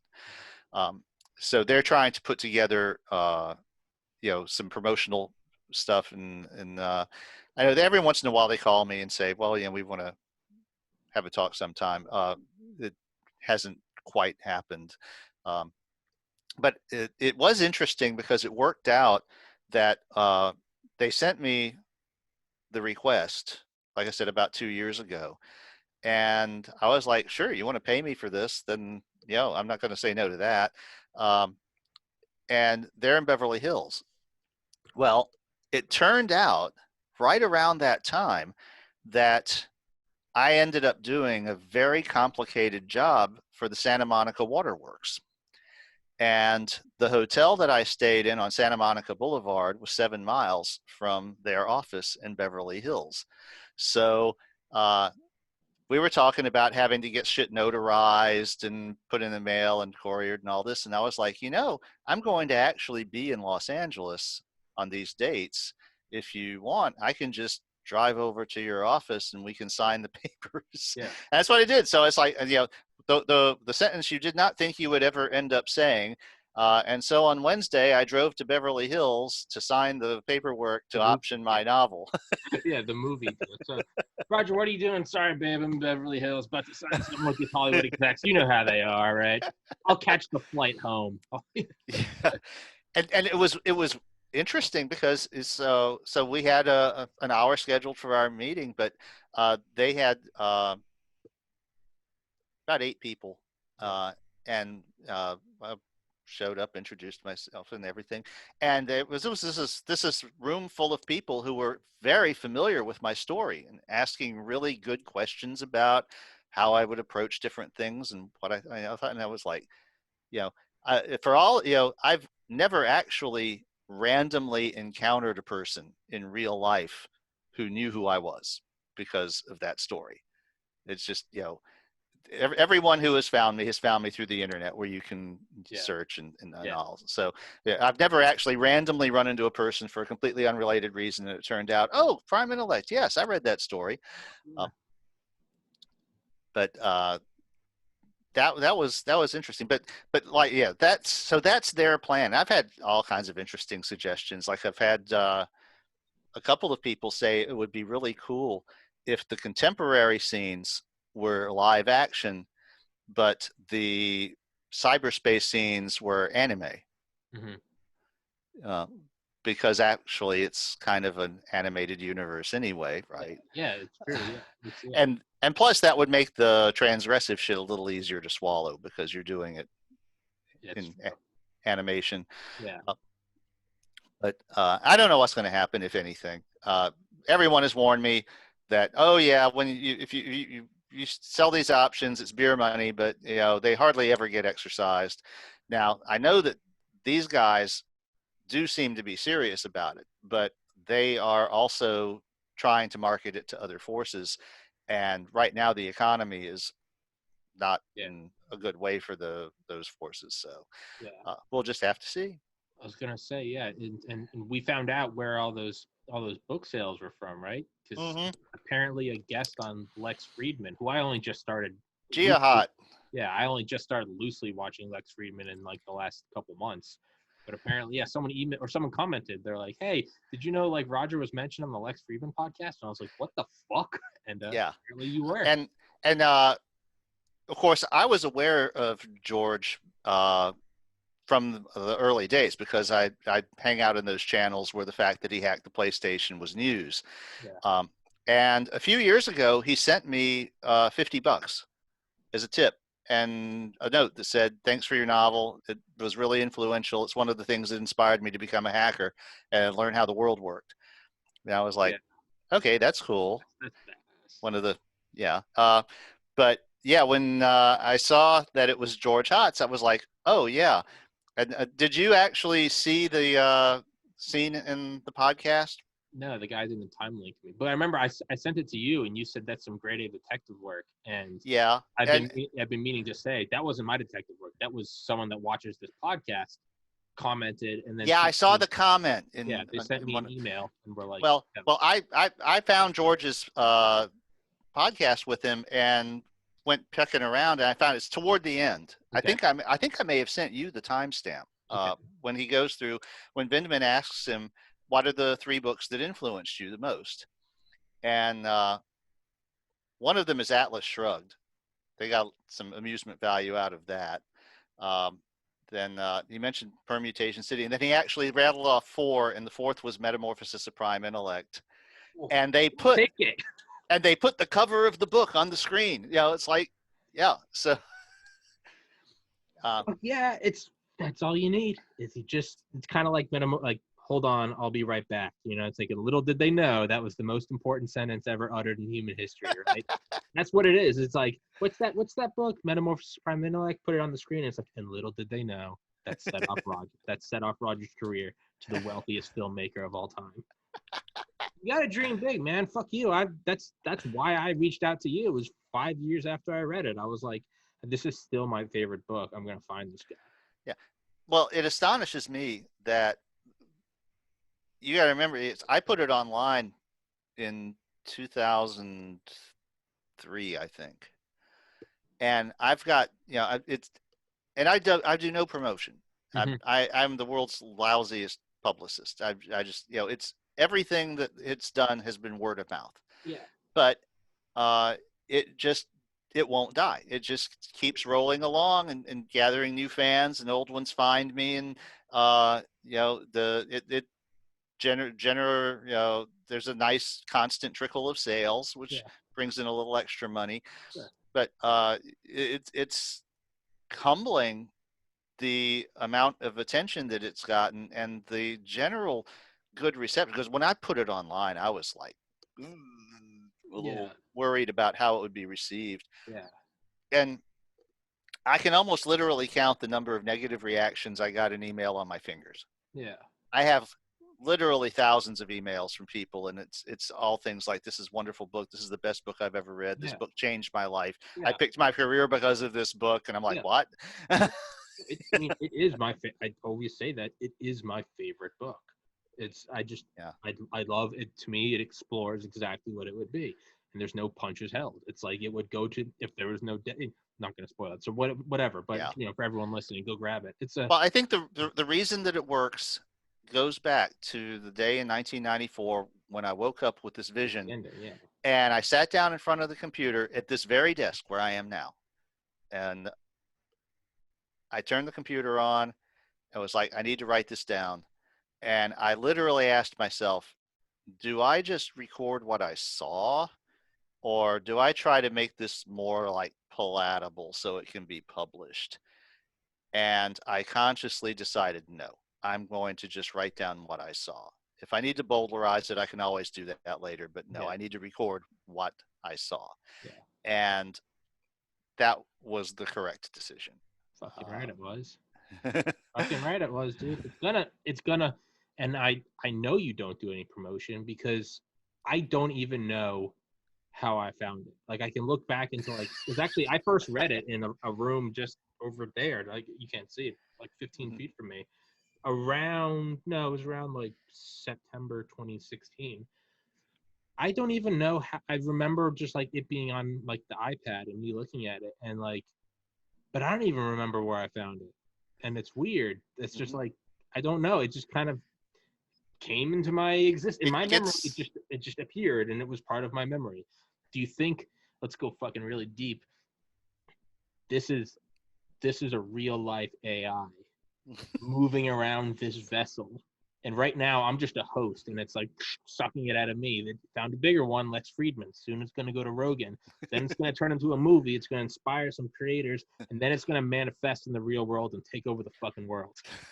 You think it's looking back in time, and it's like pulling this thing along like a fishing, like a bait, like colorful bait, and it's like, look at the movie. I don't know, but you know, it's funny that you mentioned that, because the first person who ever interviewed me for a podcast was Cam Riley of Good Day World in Australia back in 2006. And I remember that because I know we spent the last part of the podcast talking about Hurricane Katrina and the aftermath. Yeah. But he said that he was at his daughter's piano recital and bored out of his mind. and he pulled out the PDA to just see if he had anything on it. And someone had sent him a link to Mopey.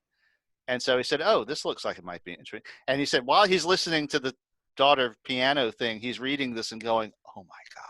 Yeah. This is the best. Yeah. Yeah. This is the best. It's the best. You don't need to say it, like, because I can say it. It's my favorite book. It's fucking, and yeah, but to me, that just lends more evidence to, like, it's an AI. It's just feeding it. What was funny is that about the same time that I released Mopey, Cory Doctorow wrote Down and Out in the Magic Kingdom and released it for free on the web. And it is also a singularity story, but it's one of these where even though it's sort of afterward, it's more low key. And of course, Cam introduced himself to me by saying the Singularity is one of my hobby horses. And you just wrote the best Singularity book anyone has ever written. And he compared Mopey to Down and Out in the Magic Kingdom and said that sorry, Cory, but Mopey's better. And he said one of the things I like, of course I can't do his Australian accent, but he said one of the things that I like about a Mopey is it's devoid of filler. It's even of filler. Devoid of filler. Devoid of filler. And it's even in Cory's story, I find myself skimming these sections because it's a love story or something. I'm wanting to get to the good stuff. And the thing about your story is that it's all the good stuff. Yeah, Mopey isn't a page longer than it needed to be. That's why I like it. There's no bullshit. There's no tropes, and it's like, and then the young boy destined for greatness. It's like, nope, this thing appeared. It's brutal human reality. It's not like, what would you do? And it's like, no, most people just go into like a bliss state because it's just bliss and just fucking and drugs. And it's like, yeah, that's the unsexy reality. That's exactly what we do. We just start fucking and eating Twinkies, right? Yeah. And the thing is, and if you've really been living in this world for 500 years, then you take it all for granted. Mm-hmm. So this is the other mistake that you very frequently see science fiction writers make, is you are in a future environment where things are different and everyone is marveling at how different they are. And it wouldn't be marveling at how different they are because it's your world. You would take it for granted. Yeah. Just like we take it for granted that we can have a video conversation and then publish it for other people to view. It's like, this is fucking science fiction within my life. Yeah, and we don't even, it's just whatever. It's just, the main priority is like, hey, I have to go to the bathroom while we're essentially teleporting to each other. Roger, do you care? But, it's like that. Yeah, it's like, so they're like, okay, these people are just like, okay, I'm going to arrange for myself to be tortured to death right now, and that'll be an afternoon's entertainment. Yeah. And they just completely take it for granted. This is a normal thing. Yeah. Caroline's bored of it. She's like, I could have seen that, this guy, it's all whatever, yawn. But, and then there's like the Auschwitz one where he's like, man, wow, that guy's good at it, right? Mm-hmm. But, yeah.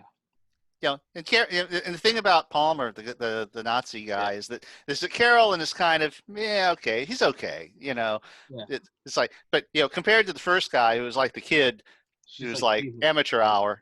Yeah, right. She's like an old prostitute, and she's not this like 18-year-old like young buck who's like, how was it, baby? And she's like, I mean, like, you're hot, but like, I mean, that was nothing. It was adequate. Yeah. It's like he's not some older guy that like really knows how to make love, right? It's just like, he's like, what do you mean? Like, I killed you. I chopped your head off. And she's like, oh my God. Actually, he's pissed off because she went ahead and ended the simulation because she figured out how. Yeah. And it was like, why did you do that? And it's like, if you had done it right, I wouldn't have been able to do that, Sonny. Exactly. Yeah. And, exactly. Yeah. And she's just kind of bored of it. Yeah. But it's exactly what it would be. I'm not going to spoil it for anyone else. Roger, let's wrap this bitch up. And let's do next Sunday right. with Professor Roger. And that will work. What topic? Or are we gonna? Do you want to decide? No sneak preview. I don't know. You've never had a bad topic, so I don't give a shit. You have free reign. You can whatever you want. That's what we're doing. Yeah. I'll think of something. I hope you eventually spin this off into your own podcast. Yeah. I will give you all of the episodes with you, and that can be your starter. Well, the main problem with that is I got a real job, and it's But once Mopey takes off and you start getting that fucking oh yeah, then things will be different. Yeah, that or whatever. Or 10 years from now, I'll turn 65, and then I'll have all the time I want because or start right now and do one episode a week. You can do them on my podcast, and I'll just hold them for you. The main thing is that I would have to like go find guests and stuff, which is like wouldn't. That's just how I do mine. There are a lot of people that don't have Tim Dillon. I think he's the funniest human being alive. Does not have guests. He just yells for 2 hours. He's just dude, I think he is the funniest human alive. He was on Rogan with Alex Jones. He was on Rogan on election night. The Tim Dillon show. I swear, you can't watch. He's like, you know me. I'm conservative. He's super liberal. I can't stop watching him because he's the funniest fucking human alive. He is like if George Carlin and Bill Hicks had a baby and it was raised by Chris Farley, and that's what that. Yeah, I'm not. No, yeah. That's what he looks like Chris Farley. He's the funniest human being alive. He starts every show with Ruth Bader Ginsburg's "Burning in Hell," and it's just because they're fucking good. He's the only one. He was making all these posts on Instagram. He's like, remember how important it is this November 3rd to not vote. He's like, you don't want to be out there with those peasants. They're sweating. They're coughing. Gross. Get yourself a fillet of fish. Go get in bed. Turn on the air conditioning. Burn that oil. Don't vote. You're above that. Don't go mix with the peasants. Don't vote. Just don't vote. He's making all these Instagram posts. He's like, remember this November 3rd to not vote. It's your choice. But he doesn't have guests. I think he's had on a couple guests. But I think he and I have, not that he gives a fuck, but I think we have the same number of episodes. But it's all just him yelling by himself for an hour and a half. And it's the most entertaining thing in the world, man. You don't need guests. Just start. Just do an episode a week like you're doing right now with me. We have 12 episodes, and just do one a week. And next thing you know, we're at a year and you'd have 52 episodes. I can just send them to you on a hard drive or a Dropbox. And there you go. You can start right there. You have 52 episodes. And then, kind of like training wheels, you eventually break off TPC and just start on your own thing. And then 10 years go by, you'll have 520 episodes. Come on, Roger. Fucking do it. I'll think about it. Just think about it. Worst comes to worst, just keep doing these. I think what I'm gonna do now is like, no, I'm enjoying this. Yeah. That's fuck yeah. Yeah. It's fun. I get along well with you. I enjoy bouncing stuff off of you and the stuff that you bounce back to me. And so let's just keep doing it, and we'll see where it goes. Yeah, I mean, because I'd be shooting myself in the foot if you started your own podcast and be like, fuck, I don't have a guest anymore. But yeah, I mean, dude, start it. And I've told friends this before. I'm like, if you wanted a podcast, I'm like, you can just have the episode you did with me and just post it as, there's your point of nucleation. Just start it. And you're more than welcome to, man. Just keep doing these. Yeah, and if you want, at any point, you can break off and you'll just have 200 episodes. You'll have a library. You can just start. Yeah. Well, the thing is, these are as much you as they are me.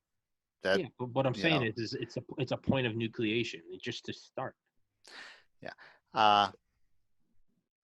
Well, I know I've got some other stuff I would need to work on verbally. Actually, what I really need to do is practice getting my speech tics under control so I can do audiobooks of my books. Yeah. That would probably be my priority there, because you're not the only one who is asked about that. And you can get a professional reader to read your book. As you've said, you don't like that anyway. You would prefer the writer to do it. And it costs money. Yeah, it does. So, there are some very good narrators out there, but I prefer for the author to read it, because otherwise I feel like it's like discovering your parents putting the presents under the tree. Right? This book by Roger Williams, read by Jacques Roy, who that's a narrator I do like. But when I hear at the end of the book, I'm like, are you telling me that I wasn't just having this connection with the author for 3 hours? I mean, I feel hurt. And I'm like, fuck you. I was just raped. I don't consent. That case hasn't held up in court yet, but you know what? I'm gonna win eventually. My imagination was just brutally raped, and I won't stand for it. Taking this bitch to SCOTUS. Yeah, I can hear you being kicked off of Metafilter even as we speak. Hey, well, you know what? Fuck it. I've already been. I don't care. Burn it down. You can burn this bitch down. This will be the best 1984 censored podcast ever. My last episode will be me being stripped of my rights and put into an oven as they vaporize me. I will live stream the Alamo. This podcast is now deteriorated into nothing worth listening to. As we and Roger always do it, we, unlike Mopey, which isn't a page too long, we run this bitch until it's just like, you know what, you can just end it. Neither of us can stop. No, it's just, you know what, an artillery strike could come in right now, and it really wouldn't upset the episode. Yeah. Yeah. I would still sit here talking to the camera until the power failed. Yeah. Yeah. But I was gonna say last week that was fucking hilarious that it cut out, and there's that frame where it's like you could almost tell like as the there was one frame where you're illuminating. It got one frame through that showed that the lights had gone out before the router died. I loved it. To me, that was like it was just that one frame as like the speed of light. It was just as like everything else was black. The router stayed alive just long enough to transmit one frame that showed the lights had gone out. That would be like the last message beamed to Voyager 2 as nuclear war took out America. There was just one last frame, and it was just Roger. It's like the only frame that existed was a podcast. Yeah. The guy well, we didn't talk about the rest of that. You know, what happened? Yeah. There were 500,000 people without power the next morning. Fuck. In a state with a population of 4.5 million. Damn. And I got mine back for an hour the next day about 8 p.m. and then it went out again. And I got it back for good about 4 p.m. Saturday.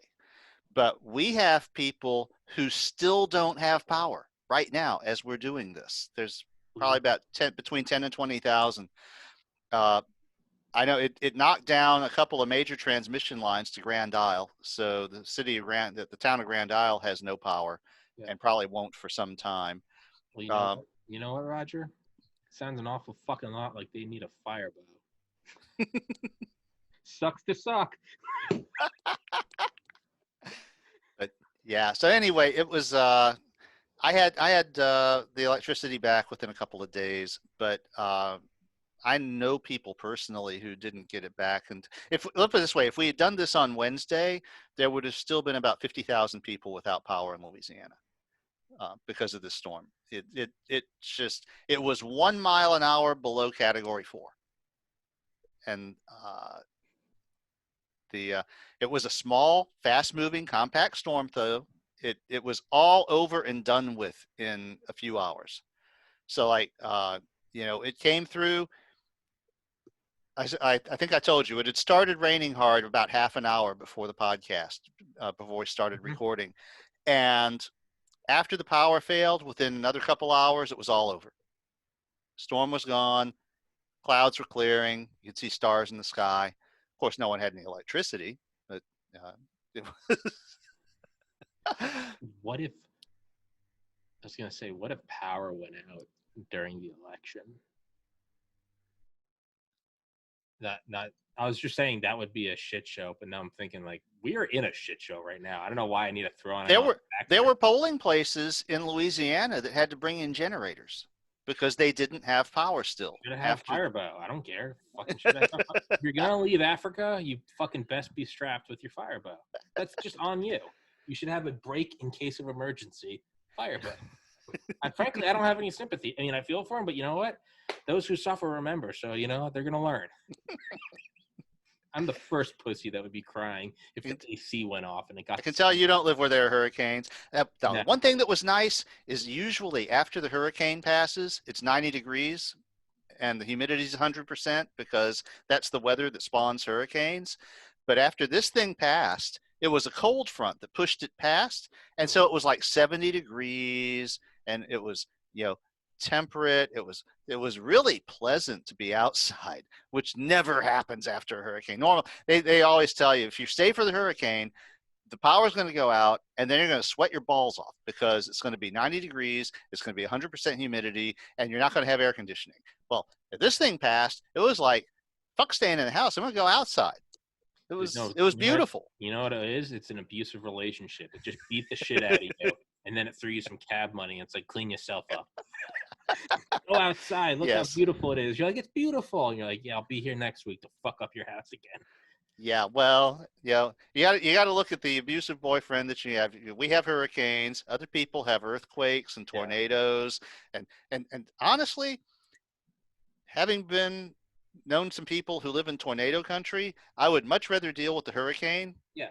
Because you can see it coming and run for your life. You can see it coming. A tornado is just a random mugging.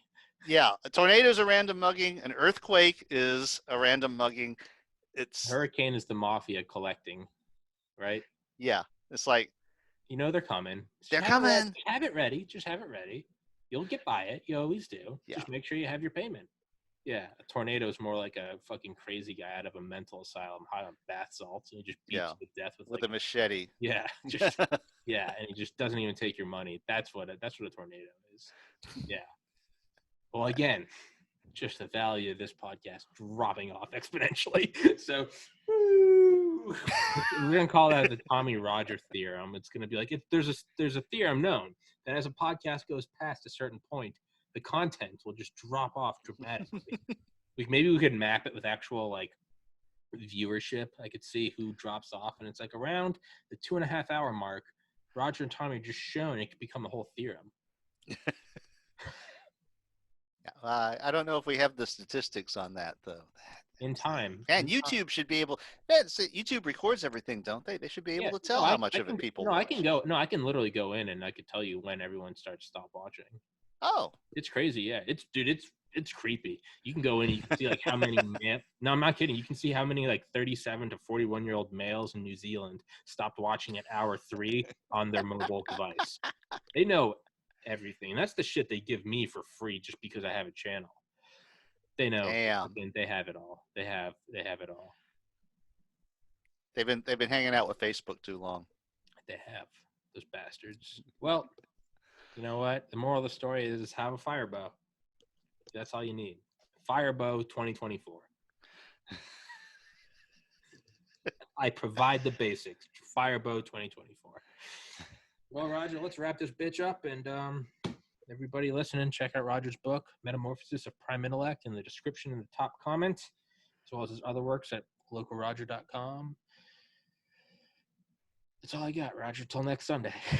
There we are. All right, see you next week. All right, my man. I'll see you, buddy. Take care. Stay safe. God bless America. Everybody out there, love each other. Civil War, although great for technology, it's not going to be great for us. So stay safe. Love each other. I don't know. Remember what's important in life. Peace, Roger.